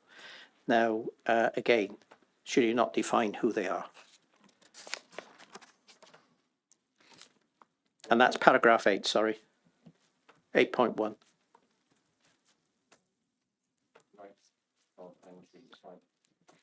Is that okay? And you'll be pleased to know that's it. That's fine. Thank you for the feedback. Councillor Goodjohn. Right, I couldn't possibly comment on all of those by any means, but if I may, not all of those are specifically points to do with this document in of itself as a document, but rather issues that are seen with the planning process as a whole. Some of them, like the length of meetings, is set out already in the Constitution. And I remember as part of Democratic Services Committee, we had a survey out to all councillors as to what they deemed to be a reasonable amount of time to have as a maximum length of meeting time. And that was what was determined to be, that's how it was done originally. And there will be review of that, I believe, as well.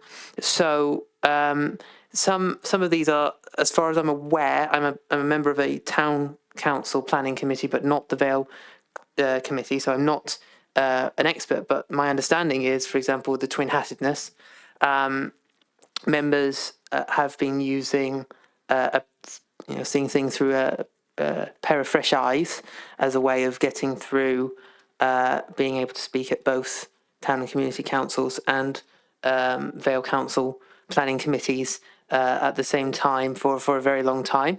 That was, to my understanding, the way that, legal loophole or not, that was the way that the legislation was set out. So people are happy to correct if I'm wrong.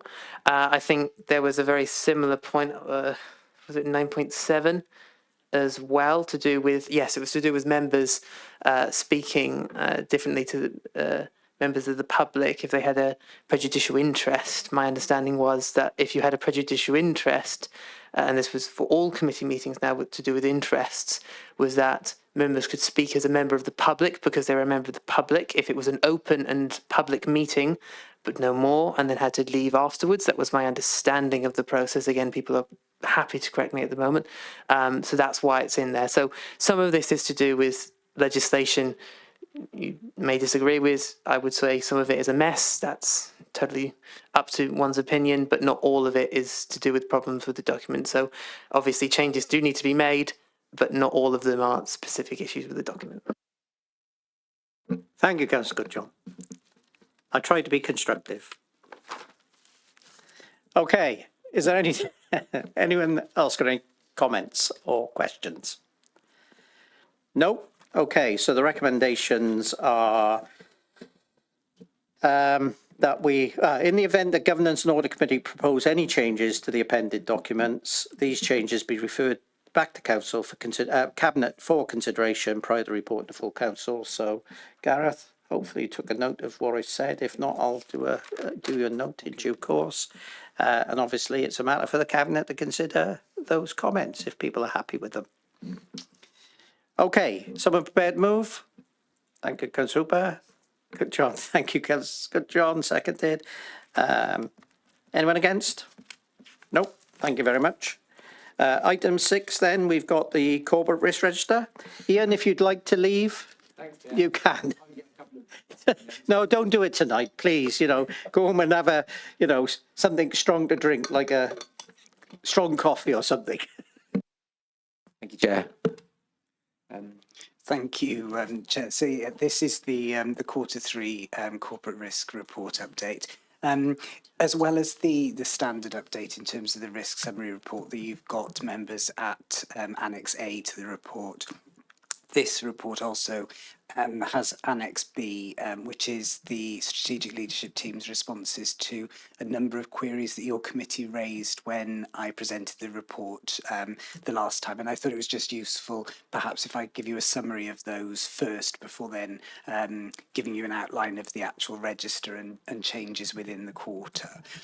So members will recall that you asked for the leadership team to give consideration to a series of different areas of risk. The first was around whether procurement was accurately reflected within the risk register in sufficient detail, and indeed whether it warranted its own individual risk. There's some information in Annex B that gives an overview of the discussion that we had at the leadership team. It was a really detailed conversation, which has led us to conclude that whilst we don't think it needs to be a standalone risk, there wasn't sufficient information reflected within the financial resources risk to be able to demonstrate that we are managing that risk. So within the quarter, the head of finance has liaised with Ardal, who's the council's collaborative procurement partner, and we've updated that financial resources risk to include information specifically in relation to procurement.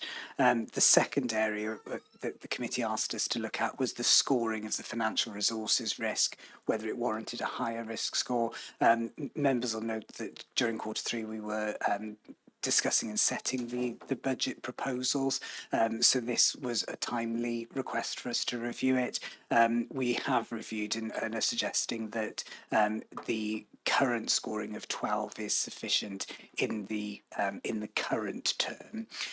Committee also asked for consideration to be given to the Welsh Community Care Information System risk with some urgency.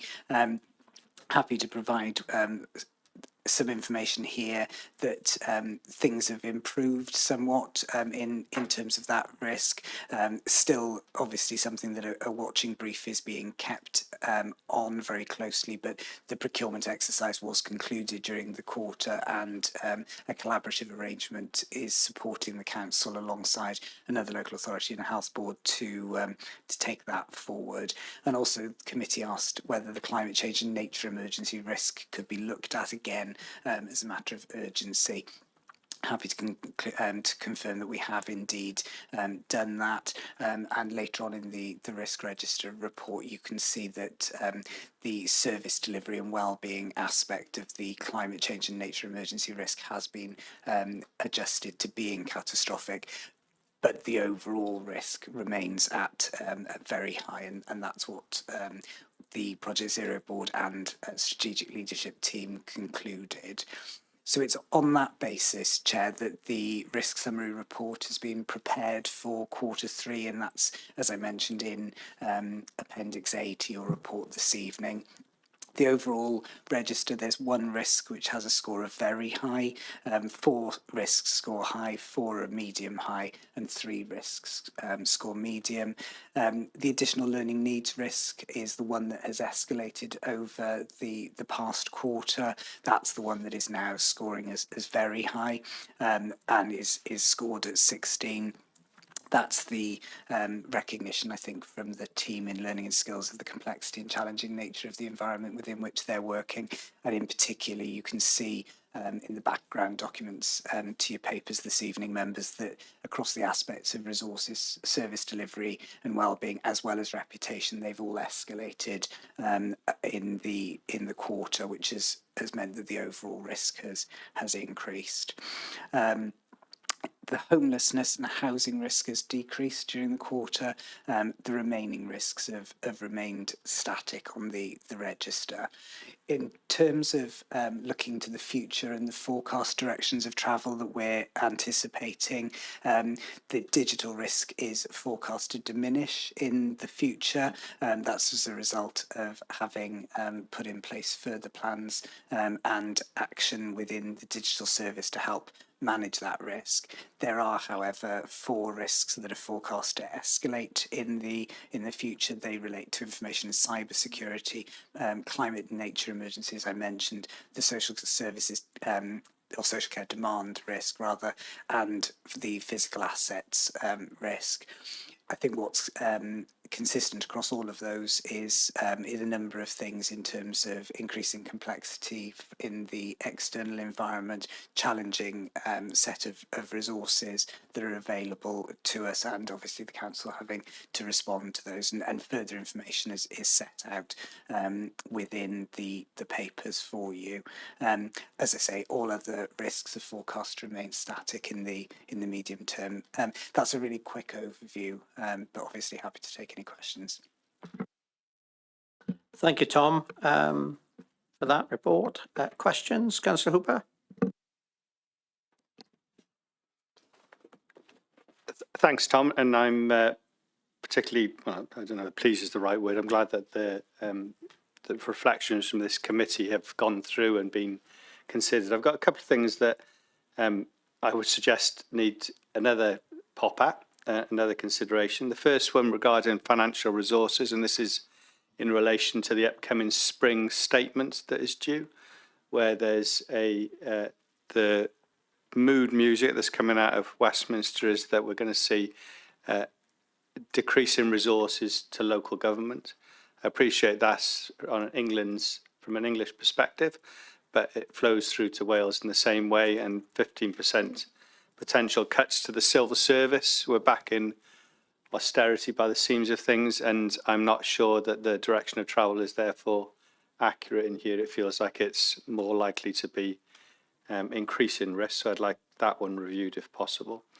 And the second one, which at last week's Environment and Regeneration Committee, we were told that the Making Waves project is 2 years behind, and the town centre, whatever it's called now, the funding that's going to the 20 Move Town Centre, which changes its brand every day, it seems, is a year behind.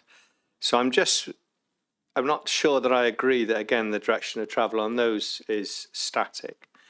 Particularly now we've got a date that Marcus referenced in the Environment and Regeneration Committee of March 28 to have a marina up and running and everything finished and ready. That feels like a extremely unlikely scenario, and the impact of it not happening, I think, would be concerning. Thanks. Thank you, Councillor Hooper, and certainly more than happy to take away the request to look at financial resources and that delivery of major regeneration schemes. I'm not aware of the timelines and any potential delays relating to Making Waves and the other one that has got towns in it and is now neighbours as well, I think. In terms of the financial resources, if it's okay with committee, I'd suggest that we undertake that review as close to the revision of Q4 as possible, because that'll give us some time to reflect on the, as you say, the Westminster statement from the Chancellor, but also the work that as a leadership team we're doing over the next 3 months on the medium-term financial plan, which will be reported to Cabinet in July. So it would seem timely to do the two then. Thank you, Tom. Nigel? Thanks for the report, Tom. And again, pleased to see some of the changes coming through in the report, which is great. I just really wanted to ask, sort of, what's the outcome from this report? I note again, it's, we're noting this report, which I must say for some of these risks feels a little uncomfortable. The rating of them, and I notice in particular around the additional learning needs.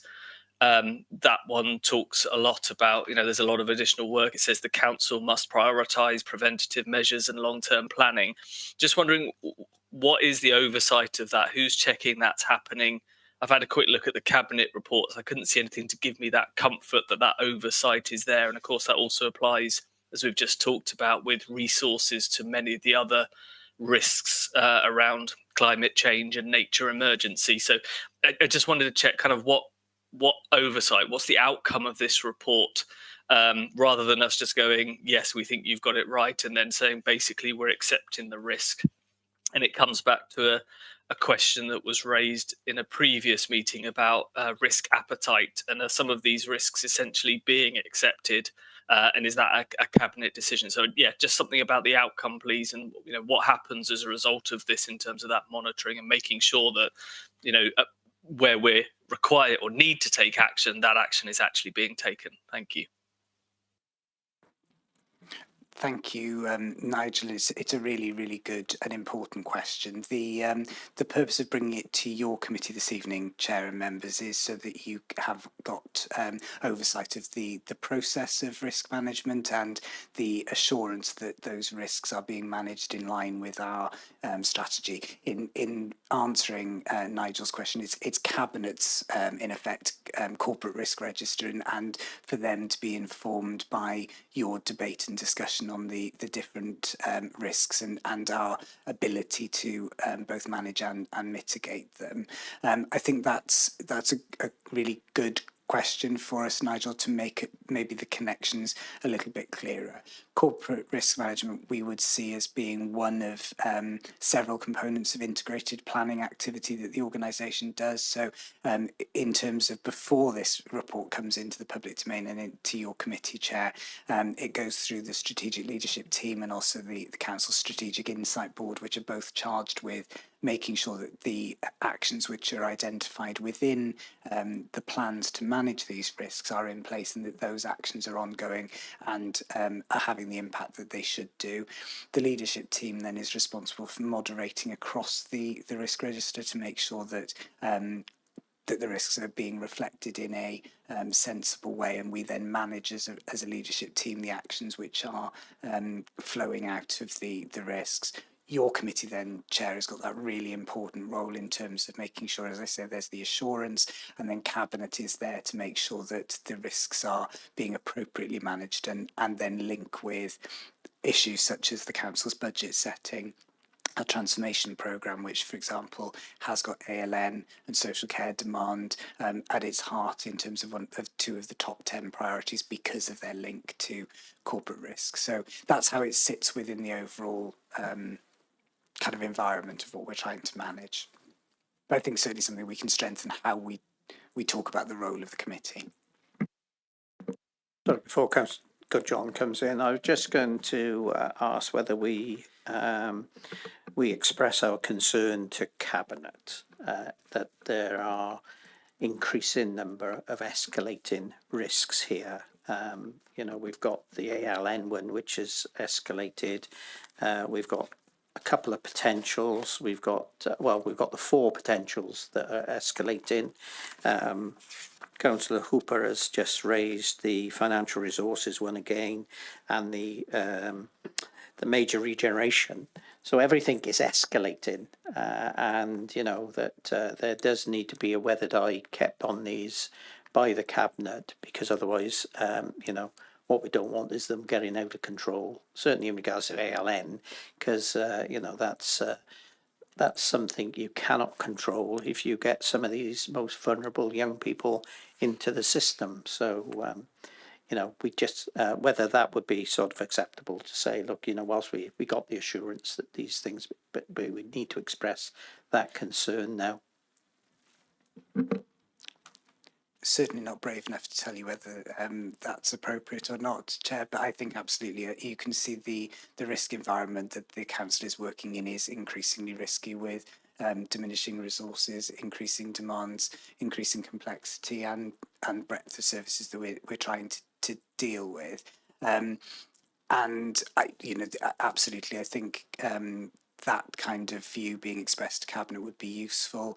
And I can then take forward that work in terms of linking what's happening in terms of the risk register with our transformation and medium-term financial planning, and that's how we see these things kind of coming together.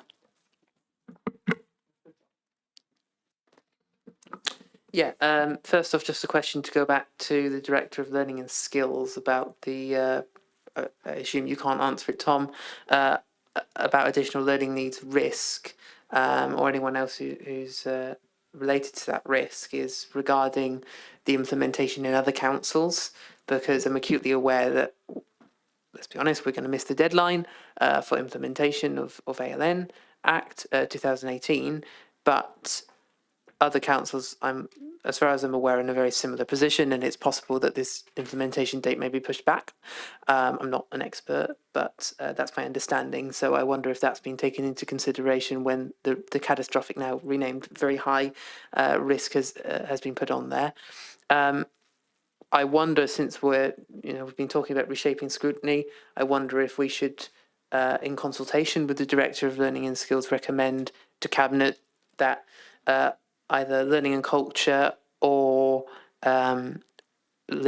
Start Well committee, as it will be, implement a task and finish group in the subject as soon as possible, and obviously speaking first to the director if that is the most appropriate means, or any other non-financial means of support to the implementation of the ALN Act that the council centrally can provide as possible, because I'm acutely aware that's set by budget, but at the end of the day we have resources that are non-financial that we could use, especially councillors, to support implementation, and if it's our highest risk it needs to be sorted immediately. So I wonder if we could make that recommendation to Cabinet.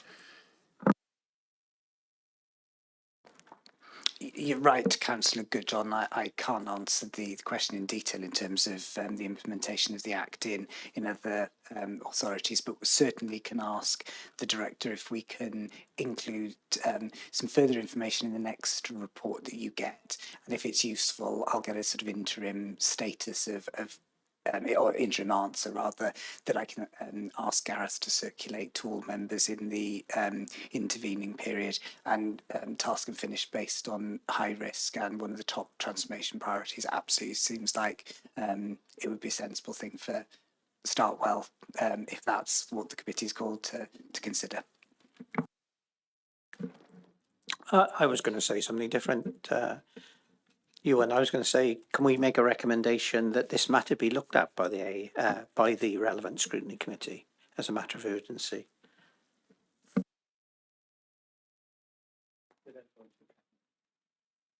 Oh, that was going to be the question I was going to ask, actually, is whether it needs to go through Cabinet for you to make the suggestion to the committee.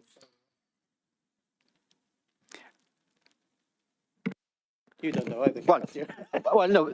Based on that, scrutiny operates, with its own work programme. There's nothing stopping GNA referring something to. But the problem is, you refer the risk schedule report, so that it can get a bit convoluted what they're looking at. As long as it's specific that you want them to look at ALN as a task finish. Yeah, that can be referred on to learning culture, no problem. Yeah. Gareth, you're the expert in the field. I'm sure you give us a recommendation that we can refer it to the relevant scrutiny committee. I'm not having daggers from Victoria yet, I don't think. Poor Tom. Any other questions? Oh, Matthew, sorry. Sorry, can I just make? I think it's a question, maybe an observation. We'll go question. More holistically on the risk register, I guess by the nature of these things, the risks overlap, and so the controls overlap. And while we look at them and we talk about them and group them in isolation, you're going to have overlap where you're going to have impacts which are bigger than the impacts we have in there. And you're also going to have controls that underpin both of them, those that are working and those that are not working. And I wonder, to the extent of the visibility, you've got that. So you might have one or two controls that impact 3 or 4 of the risks, or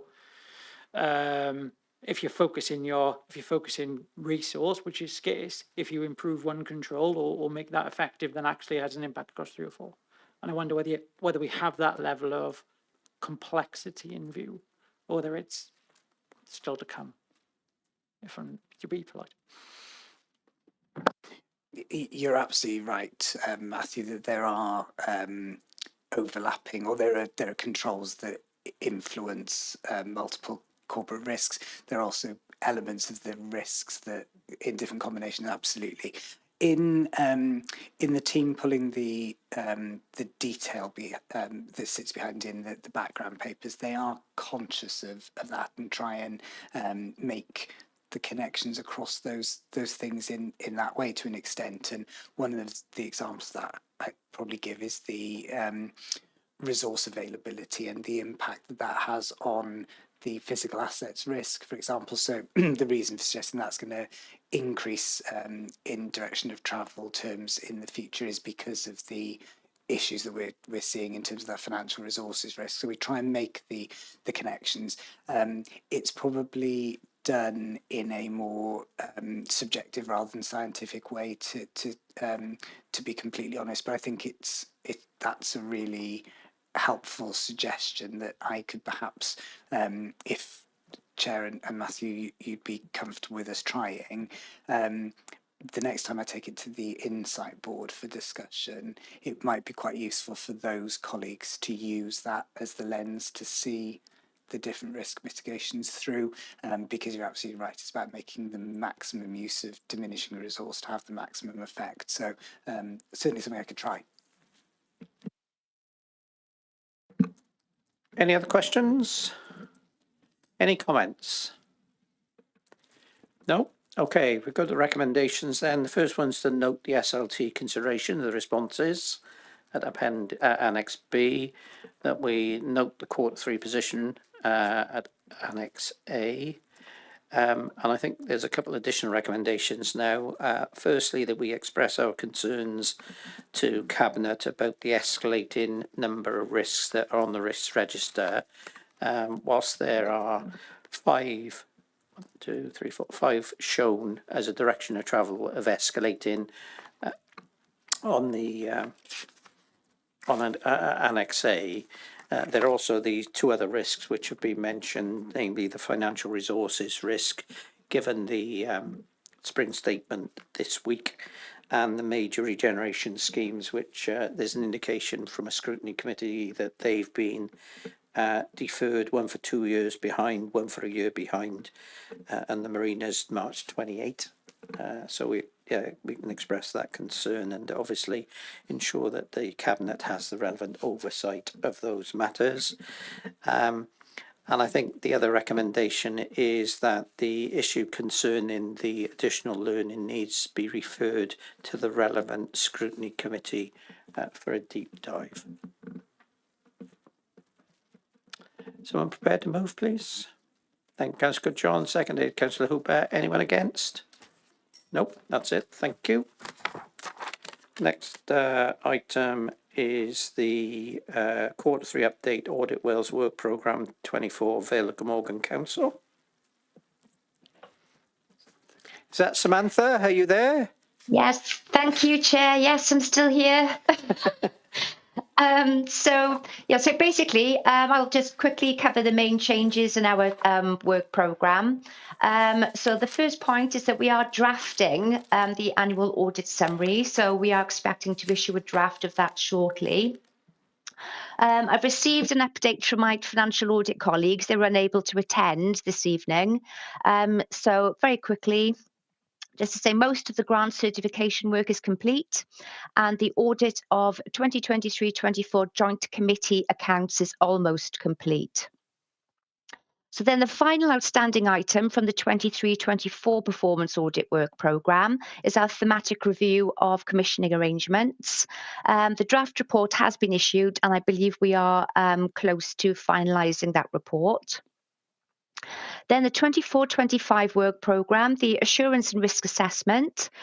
We held our workshop with the Council senior leadership team last month, and we're now using this information to develop our performance audit plan for 25-26. We're scoping our local project on complaints, so we're hoping to start that very shortly. And the local project looking at the council's arrangements for setting and wellbeing objectives is well underway. And then finally, I just wanted to draw committee's attention to a recently published national report on cancer services. So that's all I was planning on saying, Chair. I don't know if there are any questions. Thank you. No, thank you, Samantha, for staying the distance. Are there any questions? No. Any comments? No. Recommendations then is that we note the contents of the report and that subject to recommendation 1, the report be referred to Cabinet for their oversight. Someone prepared to move, please? Thank you, Councillor Hooper. Seconded, Councillor Goodjohn. Anyone against? No, that's it. Thank you very much. Next item is item 8, reporting arrangements for joint committee meetings. Vicky? Yes, thank you, Chair. I don't know. Yep, good, thank you. So the report before you on the agenda was prepared on behalf of the Director of Corporate Resources. It contains information which this committee requested during their meeting on the 18th of November last year. And the information requested was to outline where reports and minutes of joint committees are reported to. So the information before the committee this evening has been collated by the Democratic Services team, and in particular the Democratic Service Officer who supports the committee this evening, and it provides a summary for the joint bodies set out on the face of the report. So the information before you as a committee may not provide all of the information that you may want to be apprised of, and any additional information which the committee requires, I'm happy to provide by preparing an additional briefing paper or notes to assist the committee. What it's intended to do, the information which was circulated just prior to the committee meeting this evening, was to provide a context for each joint committee reporting arrangements sitting alongside Table 1, which is contained in Appendix A, which is also before the committee. So if I go through, Chair, with your permission, each joint committee, and I'll just simply update the committee in relation to the additional information before it, because you've obviously got before you the report that's been prepared in advance of tonight's committee meeting, which will be taken as read. So in relation to the Central South Consortium, the Joint Education Service, there are no minutes, it would appear, that are reported through to the executive. But I think it's important to note that the scrutiny is undertaken in relation to this joint committee by the Learning and Culture Scrutiny Committee, and an annual report on performance and termly updates on school inspections is provided. The information in relation to the minutes of the meetings, I'm happy, as I said earlier, to provide an overview in relation to all joint committees, if that would assist the committee going forward.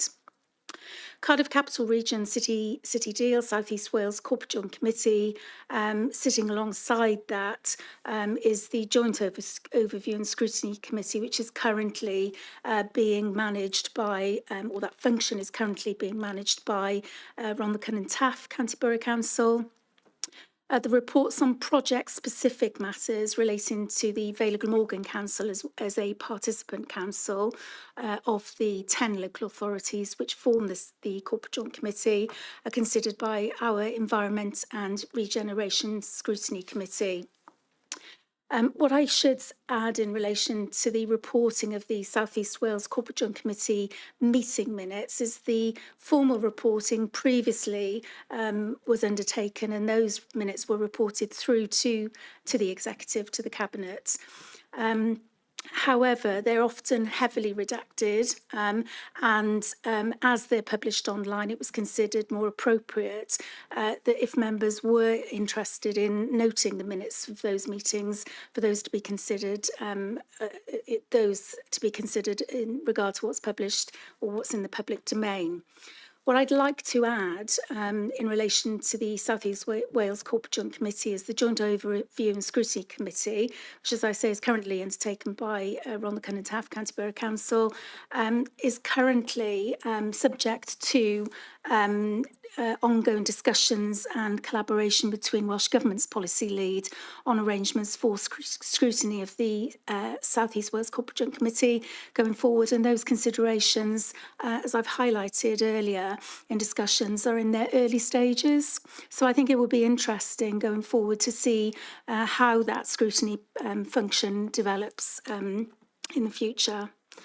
The Shared Regulatory Service Joint Committee, obviously that's a joint committee which is hosted by this authority. Cabinet receives the reporting of regular minutes from the SRS Joint Committee, and the performance is reported through to the Homes and Safe Communities Scrutiny Committee. What I'd also add is the annual overview report is received from the head of the SRS and the lead financial officer, and that's presented to Cabinet of each of the participant councils, and will consider the performance of the regulatory service functions, the progress with reference to their annual report on their objectives, business plan delivery, summary of the revenue account and capital spending. Additional information sets out the manner in which finance and governance reports, which include the audited statement of accounts, is approved by the Joint Committee, and that takes place at 2 meetings each year and is reported through to the participant councils for approval.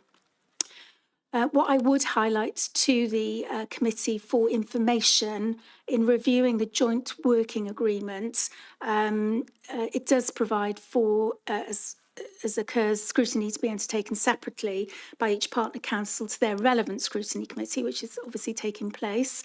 But the overview and scrutiny committee or the audit committee of the participant council may request that the chair of the joint committee attend meetings to account for joint committee activities. What I will say is that the agreement does make it clear, though, that the participants must liaise to avoid duplication of effort in scrutiny, which is what you might expect. The National Joint Committee for the National Adoption Service in Foster Wales. Currently, there are no minutes reported to the Executive. Performance is monitored through reports presented to the Healthy Living and Social Care Scrutiny Committee. And just touching briefly on the history of the National Adoption Service, it was obviously first established in 2014. It consists of the 5 regional adoption collaboratives and 2 voluntary adoption agencies, and has been operating as a model, having been approved in 2013. In 2015, the governance structures were formalised through the regulations, and I've set out the detail of those within the additional information, which includes, of course, the Vale Valleys and Cardiff Adoption and Fostering Collaboration, which is within a joint committee arrangement. I won't go into the detail of the VVC, but obviously they have a similar reporting process in relation to each of the participant councils. So just to add that the partnership agreement was entered into by all 22 in 2022. It's a non-legal contract which outlines the roles, responsibilities and compliance with the regulations. And what it does is to define the governance structure for the regional collaboratives, mirrors existing structures in the VVC, Joint Committee Collaborative. And committee may be aware, but the WLGA, alongside the Association of Directors of Social Services, Cymru, ADSS, are the lead bodies for the National Adoption Service. And then moving on to the Project Gwyrth Joint Committee. No minutes are reported to the Executive, but again, performance is monitored through reports presented to the Environment and Regeneration Scrutiny Committee. The structure of the Joint Committee is set out in the additional information which I've circulated to the committee earlier this evening. In relation to the agreement, which I referenced and considered prior to collating this additional information, it's clear that each council agreed to form a joint scrutiny panel with 2 non-executive members from each partner authority. And there is a standing invitation for the project team, project board, or the joint committee to attend. And I've set out within the additional information, which I won't go through, but the committee members can note it, the functions of the Joint Scrutiny Committee. Obviously, akin to similar arrangements in other joint committee operating, the financial arrangements include the operation of financial arrangements with the contractor in this instance, in line with contract which is in place with the contractor, and that was set out in the joint working agreement, agreement number 2, and is referenced within it. Information on how the annual revenue budget is recommended to partnering councils, accounting statements and annual governance statements and internal audit reports is submitted to the Joint Committee and reported on to Audit Wales. And coming to the last 2, Chair, I think these are possibly the 2 that we have the least information on, but I'll speak to the committee about the information that we have been able to collate. So the Coed Church Crematorium Joint Committee is hosted by Bridgend County Borough Council. There are no minutes reported currently to the executive. Finance reporting, budget setting and annual accounting statements as returned and are audited by Audit Wales. The committee also annually sets the fees and charges and reports on the internal audit for approval by the Joint Committee. The meetings appear, from the information that I've identified, to occur every 6 months. But there's no evidence to suggest that they're reported through to the executive. And then finally, the Glamorgan Archives Joint Committee is a committee hosted by Cardiff Council. Again, there are no minutes reported to the executive, but there is, and I won't go through the detail because it is quite lengthy, but there is a background context to the Glamorgan Archives Joint Committee, which is set out in statute, including the Local Government Act 1972 and certain enactments which followed, which brought about the joint committee arrangement between the then partner committees, which existed from January 1997, and then joining Cardiff then in an agreement, joint committee arrangement in 2006. So that agreement is in place currently. And I've set out there the notice provisions that would be required for any amendments to be made to that agreement, and the procedures for reporting are contained within it. So I'd sort of submit that in respect of both the preceding two joint committees, no reference is identified of reporting to the Council's Scrutiny Committee or indeed Cabinet. Minutes are reported to Cabinet or to the relevant joint committee would be a matter for the leader or the scrutiny chair we would submit. And we can raise the matter with each respectively. What I would submit, and I wonder if you would indulge me on this, is to allow me some time to thoroughly check that those minutes aren't making their way through to Cabinet, and perhaps provide that information, if it exists, to the committee for their consideration. I have to admit I haven't had the opportunity to speak, because obviously we've got separation of functions with democratic services, with scrutiny and Cabinet, and I haven't yet had the opportunity to speak to the Cabinet Democratic Services Officer. So I think that might be a more sensible way to approach that point if you would indulge me on that. Thank you.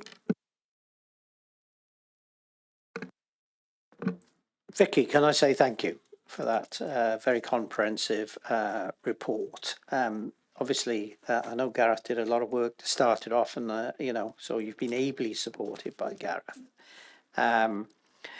The whole issue in regards to this was raised regarding, it wasn't about joint scrutiny primarily, it was about where were minutes going of these functions which other bodies were carrying out on behalf of the Vale Glamorgan Council.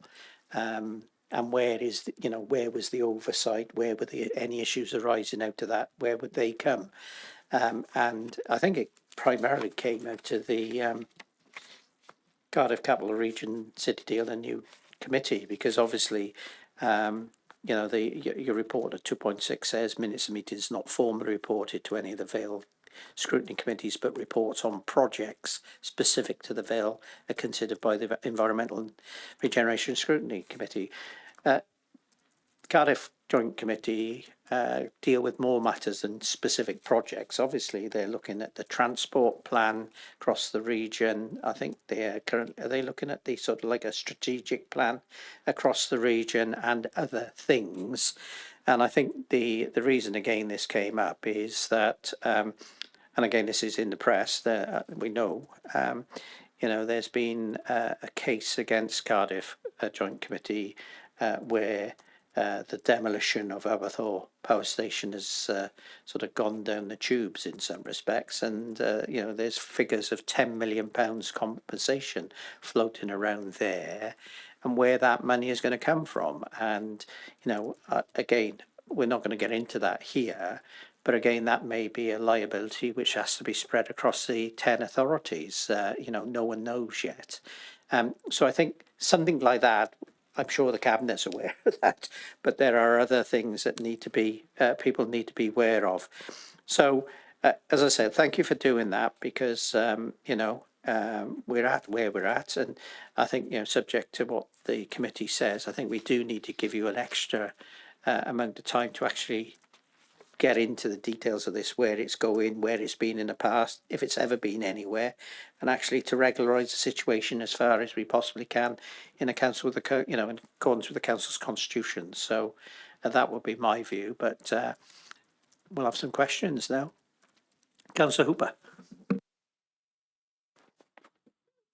Thanks for this report, Vicky and Gareth, for putting it together as well. I think this is a good report. I think it's a bit of, I'm shocked, I've got to say, I think, but not surprised at all. When we talk about things like the City Deal reporting to the Environmental Generation Committee on some items, I think I'm just picking up the Chair's point. We contribute collectively. This is supposed to be a collective engagement. So when we've got wider issues that cover the whole of the City Deal area, then we should really be informed about those as well. So I think that's almost a concerning thing. But the point that this feels, I'm really glad that this is a public meeting and we're not in part 2 now, because there's an issue of public confidence and the issue of transparency go hand in hand. And the two issues that I'm really concerned about are the City Deal, especially when you mentioned about the amount of redaction that was on some of those minutes, is truly, really concerning. This is a statement, I think, and it's not a question. I don't think you can respond to it particularly. I look forward to receiving the next iteration of this report, but I think this committee is putting these joint committees on notice that we're really interested in this and we're not going to give up. Thank you, Councillor Hooper. If Councillor Goodjohn now wishes to indulge on a comment rather than the question, I think I'm duty bound to allow him to.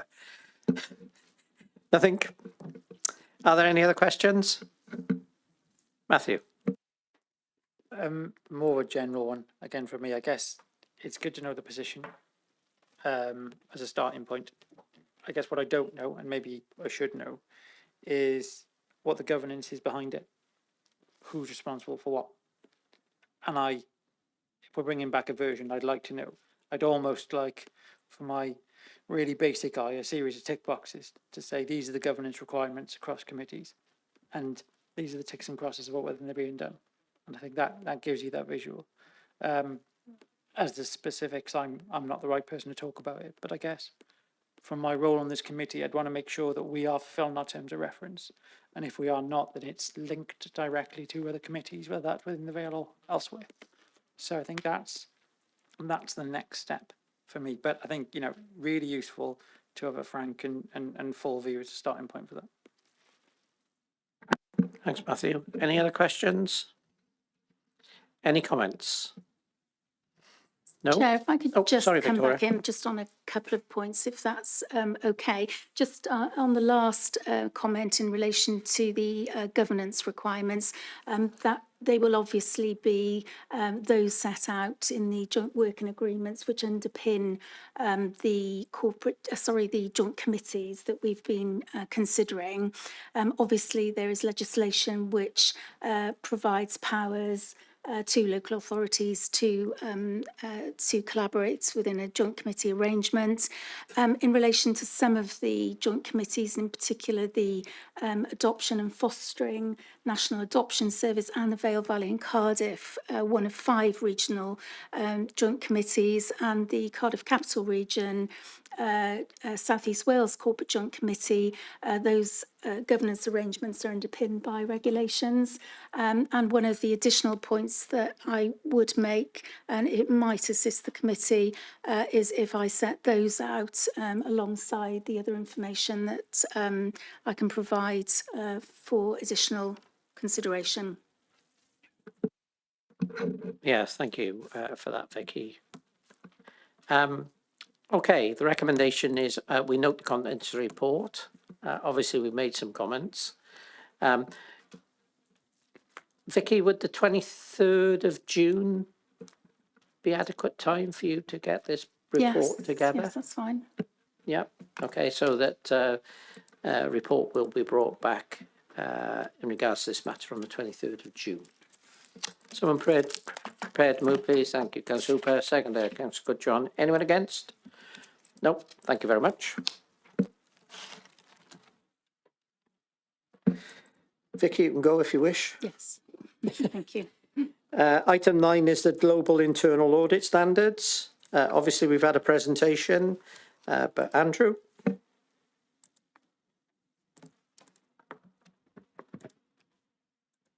Thanks, Chair. Yeah, this is report you have in front of you this evening, members, is in relation to the global internal audit standards to raise awareness in terms of the impact for yourselves as a governance and audit committee, but also the impact of myself and my team. The fact that it's replacing the public sector internal audit standards, all internal audit teams across the UK in the public sector need to be compliant with the new standards, in addition to the support from SIPFA's Code of Practice and Application Note. So this is just to raise awareness, Chair, and they will become effective from the 1st of April 2025 within the public sector in the UK. We need to make sure, as an internal audit provider, we are compliant with it all. Slight changes in that there are 5 domains, 15 principles, 52 standards. And the key for us is that we now have to have a mandate in place, which comes from our legislation, which is the Accounts and Audit Regulations 2014, requiring an internal audit to be in place for a local government organisation. We already provide an internal audit strategy with our audit plan. We need to demonstrate that we now have professional courage and scepticism, and also in the work that we undertake, make sure that we are supporting the organisation to help it achieve its objectives. Members would have had the detailed presentation already this evening prior to your meeting, and the papers are attached for information should any members have any questions. Thanks, Chair. Yeah, thank you, Andrew. Are there any questions? No. Any comments?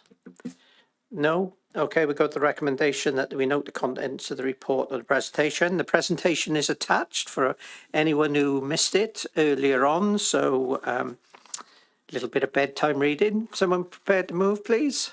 Thank you, Councillor Hooper. Can I have a seconder? Thank you, good job. Anyone against? No, that's it. Thank you, that's carried. Item 10 then is progress against the internal audit risk-based plan. Chair, if you just bear with me 2 seconds, I'm just catching up. Just bear with me.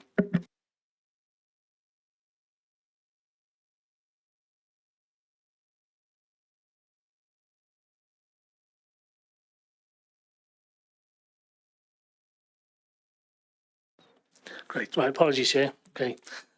So this is one of the regular reports that I bring into committee. It's in relation to the progress against the plan, which you've agreed back in June last year, to give you assurance that we are working through our internal audit plan and providing assurance on the governance arrangements, the risk management processes and the internal control processes which are in place. This information is as at the 28th of February, and it shows that we've achieved 61% of the plan. Our target for the year end is 80% of the plan. And if we manage to get all our reports, which are currently in progress, to draft report stage, then we'll be achieving around about top 70s, 80% of the plan. You'll see from table 1 at 2.3, Chair, we've issued 34 final reports and 6 draft reports, which gives us our 61%. We've also set out in para 2.4 a list of jobs which we will not be doing in 24-25. I think that's in response to a previous comment from committee. So they are being taken into consideration in our planning process for 25-26. Just to note as well, Chair, that Appendix A shows you the exact progress of the plan, and anything blank in status is likely to be carried forward into 25-26. But I'll come on to that very briefly in a moment.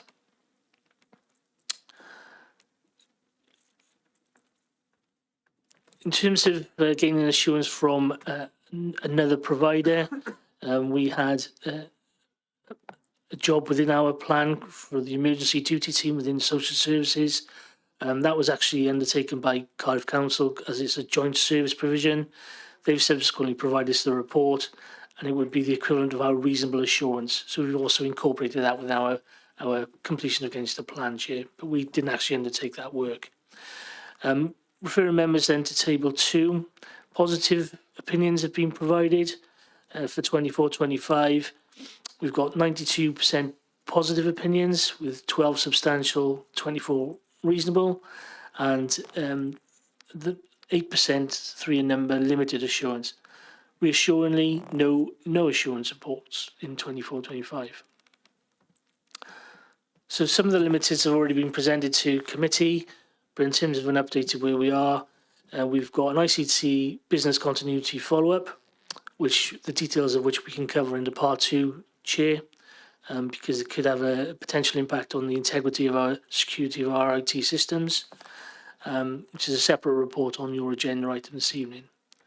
We've also got office equipment inventory, where the key issues are outlined in the paragraph 2.10. What we've agreed with the committee previously is that where we have a limited assurance, committee have allowed us to go back and do a follow-up audit, and if there's a second consecutive limited opinion or negative opinion, then we would be advising members to invite in the respective head of service or director to provide assurances that improvements will be made moving forward.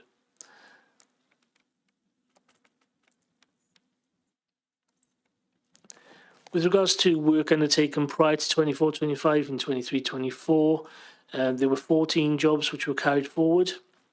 So in the 23-24 plan, but not undertaken. And there's a status of where we are with those outlined in 2.3.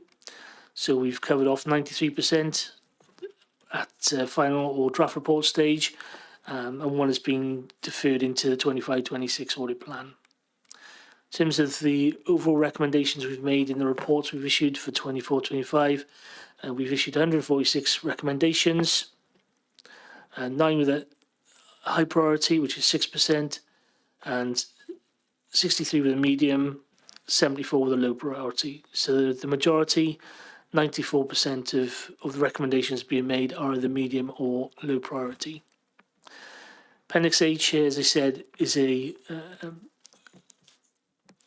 synopsis of the audit plan, where we are with the audit plan, all the jobs incorporated within the plan for 24-25, status, whether it's in progress, draft issued, final issued, respective audit opinion, and the number of high, medium and low recommendations made. Appendix B, we've included a summary, which hopefully is easy to understand in terms of the percentage of plan completed, the status, the opinions we've issued and the number of recommendations issued. Appendix C, apologies, is a bit small to read, but that is the status of the 23-24 jobs that were carried forward into 24-25. Happy to take any questions, Chair. Thank you. Andrew, questions? Councillor Hooper? I note a couple of them that have been pushed on, and 2, the hybrids work council meetings is one that I think would a benefit, especially talking about reshaping scrutiny earlier, to see whether and how effective our hybrid meetings are. It's something that I've raised concerns of before. A number of other councillors have. 2, we've got systems issues, and we've got issues of scrutiny through people engaging with things as well. So I think that is disappointing that that's been pushed back. And the other one, which is from the previous year, the local authority trading company. I'm just wonder whether you give us any more reasons why that one's been pushed back, particularly as it's a project that is quite close to some people's hearts who are running this council. Thank you. Okay, thank you, Councillor. In terms of the hybrid working, that's something we've discussed with operational management and heads of service, and we feel it'd be more beneficial for us to review that situation after the scrutiny review, or as James referred to earlier on, alongside that review, so we can give them a benchmark of where they are and where they need to be. In terms of the trading company, We've talked before within committee, and it's gone through to SLT. The recommendations that we did make at the time were to have appropriate tax consultants on board, and I know Matt, Section 151, and Tom are working through that at the moment. So we, rather than follow that up, we're waiting for that work to be completed, and then it will be more meaningful for us to go in and do a follow-up review. Are they going to be done in the first quarter, Andrew, or when? Chair, in terms of the hybrid one, it depends on how they progress the review scrutiny. Okay. And on the local authority trading company one, I think that's probably going to be contingent on us reporting to either cabinet and or scrutiny committee on the potential changes to some of the some of the arrangements to that company structure that the audit report referred to previously. So it almost needs the report in response prior, I think, to the follow-up internal audit to happen, and that is certainly committed to within Q1 to happen. And I can make sure that members of this committee are aware as soon as that report is in the public domain, so that you've got that oversight.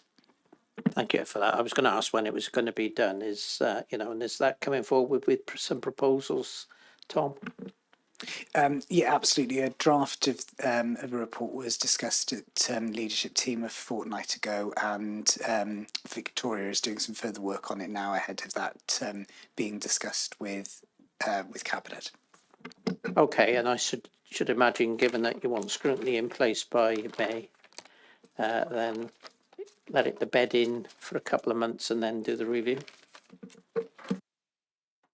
The current requirement of the scrutiny committee is to receive a report from the shareholder or shareholders rather of the company in terms of progress of the company, whereas the report that Andrew was referring to in response to the management actions is to consider the tax advice. That would then be a cabinet function on behalf of the council, and in terms of if there were to be any changes, would require a decision and agreement by the board of directors of Big Fresh as well. Okay. Councillor Goodjohn. Since Councillor Hooper mentioned it, I just want to clarify with the audit of hybrid council meetings what you're specifically auditing. Are you auditing the use of EasyConf, which feels like a more objective thing you can audit, the way that system is working and the procurement of it? Or are you auditing the effectiveness of hybrid council meetings generally, which feels more subjective and difficult to audit? Just because if you're putting hybrid council meetings, that means different things to different people with different knowledge of the system. Secondly, I just wanted to ask about Oracle Fusion and why that being delayed. What are you waiting for there? And when you do come to audit it, are you going to take into account the lessons learned documents and the documents that we got through scrutiny and compare actions versus that as well?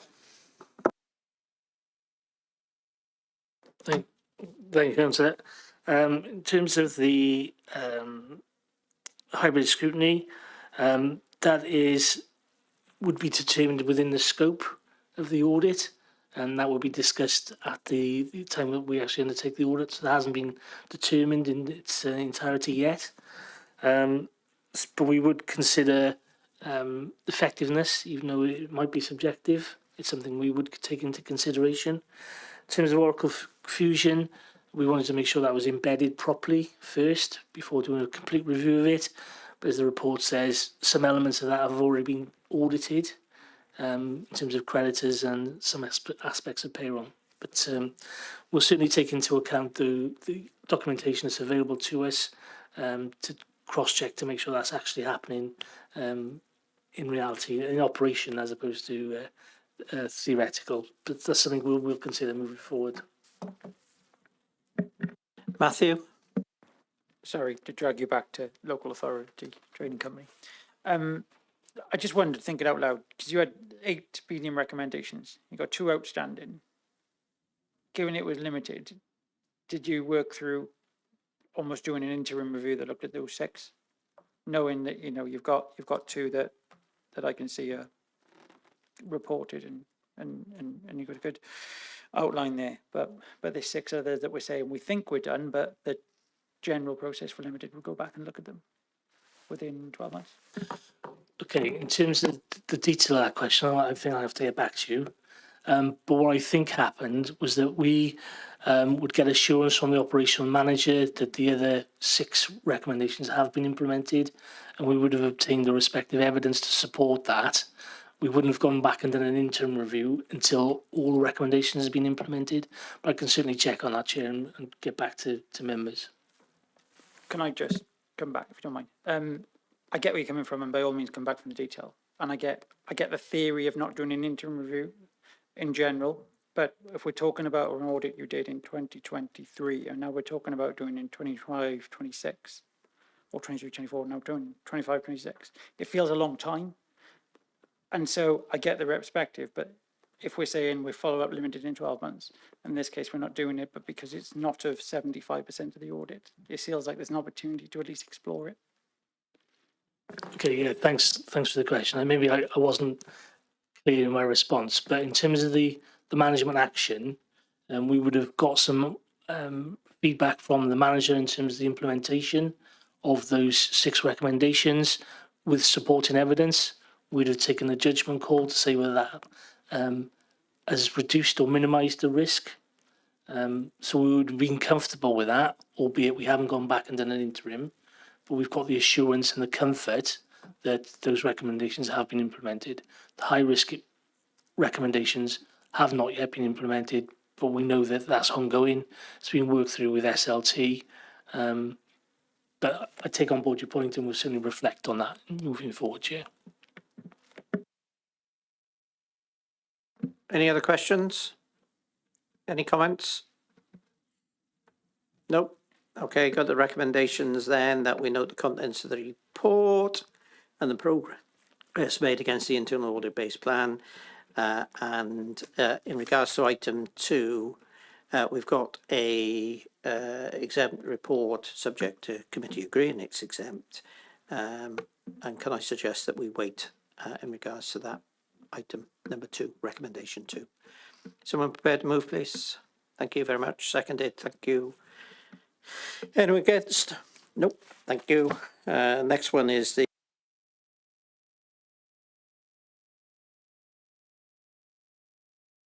This is another regular report that we bring into committee.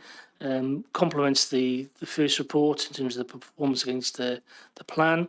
And these are the recommendations which have been implemented as a result of our audit work and our audit management action plans within our reports.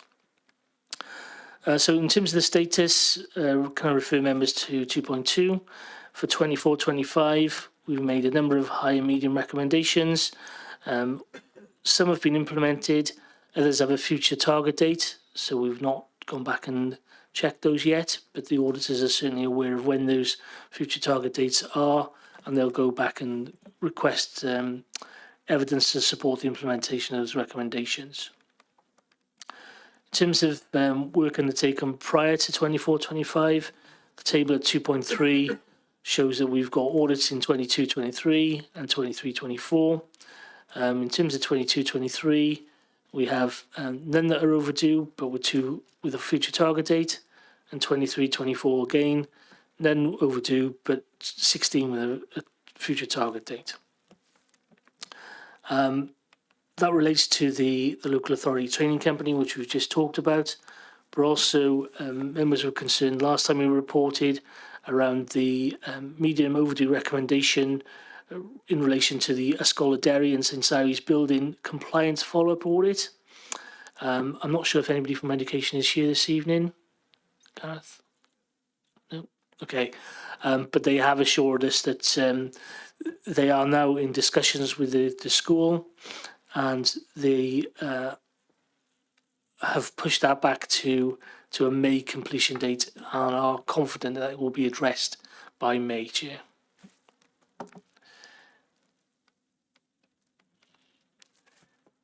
We've also got some information about 23-24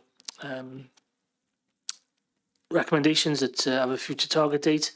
But in the appendix, you'll see that it's in relation to the local authority trading account, which we've just talked about in the previous report. So on that basis, Chair, happy to take any questions. Yeah, thank you, Andrew. Gareth, was anyone from education invited to the meeting? No, Chair, they were not. Thank you. Any questions? Any comments? See the recommendation that we note the position statement and recommendations made. So someone prepared to move, please. Thank you. Seconded. Thank you. Anyone against? No. Next item on the agenda is the forward work programme, I think. Yep. Thank you, Chair. Yeah, this is a report that Joe normally presents, so bear with me. But this just gives some information in terms of the committee's forward work programme for 25-26, moving into the new democratic year. We've outlined in para 2.2 the proposed reports for your attention for your next meeting, which is on the 23rd of June 2025. As mentioned previously, that'll be a key meeting for us in terms of providing you with an annual report for myself, providing you with the updated internal audit charter and the confirmation of the audit plan for 25-26, along with other corporate reports as well. Within the appendix then, Chair, we've just put a table together of when you can expect certain reports for the next working year. It is flexible, so as you say, if you've got any call-ins from scrutiny, they will appear on the spreadsheet, and we can update accordingly. As long as members are happy for us to take that forward as a draft, then I'm happy to take any questions. Thank you, Andrew. Nigel? Thank you, Chair. Just one quick one. Is the action tracker supposed to be on here as well, or have I missed it? I couldn't see it. I think we agreed it was going to come quarterly, but I can't see it on there. Just wondering if that should be on there somewhere. Thanks, Nigel. I'll certainly check the minutes and update the schedule as required. Thanks. Councillor Hooper? Just a quick question. I just wonder why Cardiff Capital Region doesn't have an annually next to it, given I noticed that it's in next year. I'd like to see it. It'd be good if it was an annual occurrence they were coming in. And Chair, we can accommodate that.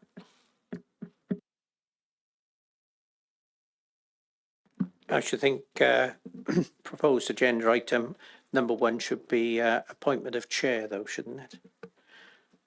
I'm Vice Chair. Item 2, vice chair. Yeah. Okay. If there are no other questions or comments, the recommendation is endorse the schedule of the items for the next meeting. We haven't got anyone attending. Obviously, if you could make those amendments, Andrew, to the forward programme, that would be great. Someone prepared to move, please. Thank you. Can I have a seconder? Thank you. Anyone against? Nope. Okay, item 13. Any item deemed urgent by the chair? There aren't any. Now, part 2, we do have a report regarding the ICT Business Continuity Limited Assurance Audit. Someone prepared to move the appropriate resolution that we exclude the press and the public? Thank you, Councillor Goodjohn. Can I have a seconder? Thank you, Councillor Hooper. Anyone against? No? Okay, shall we just wait until you turn off the recording?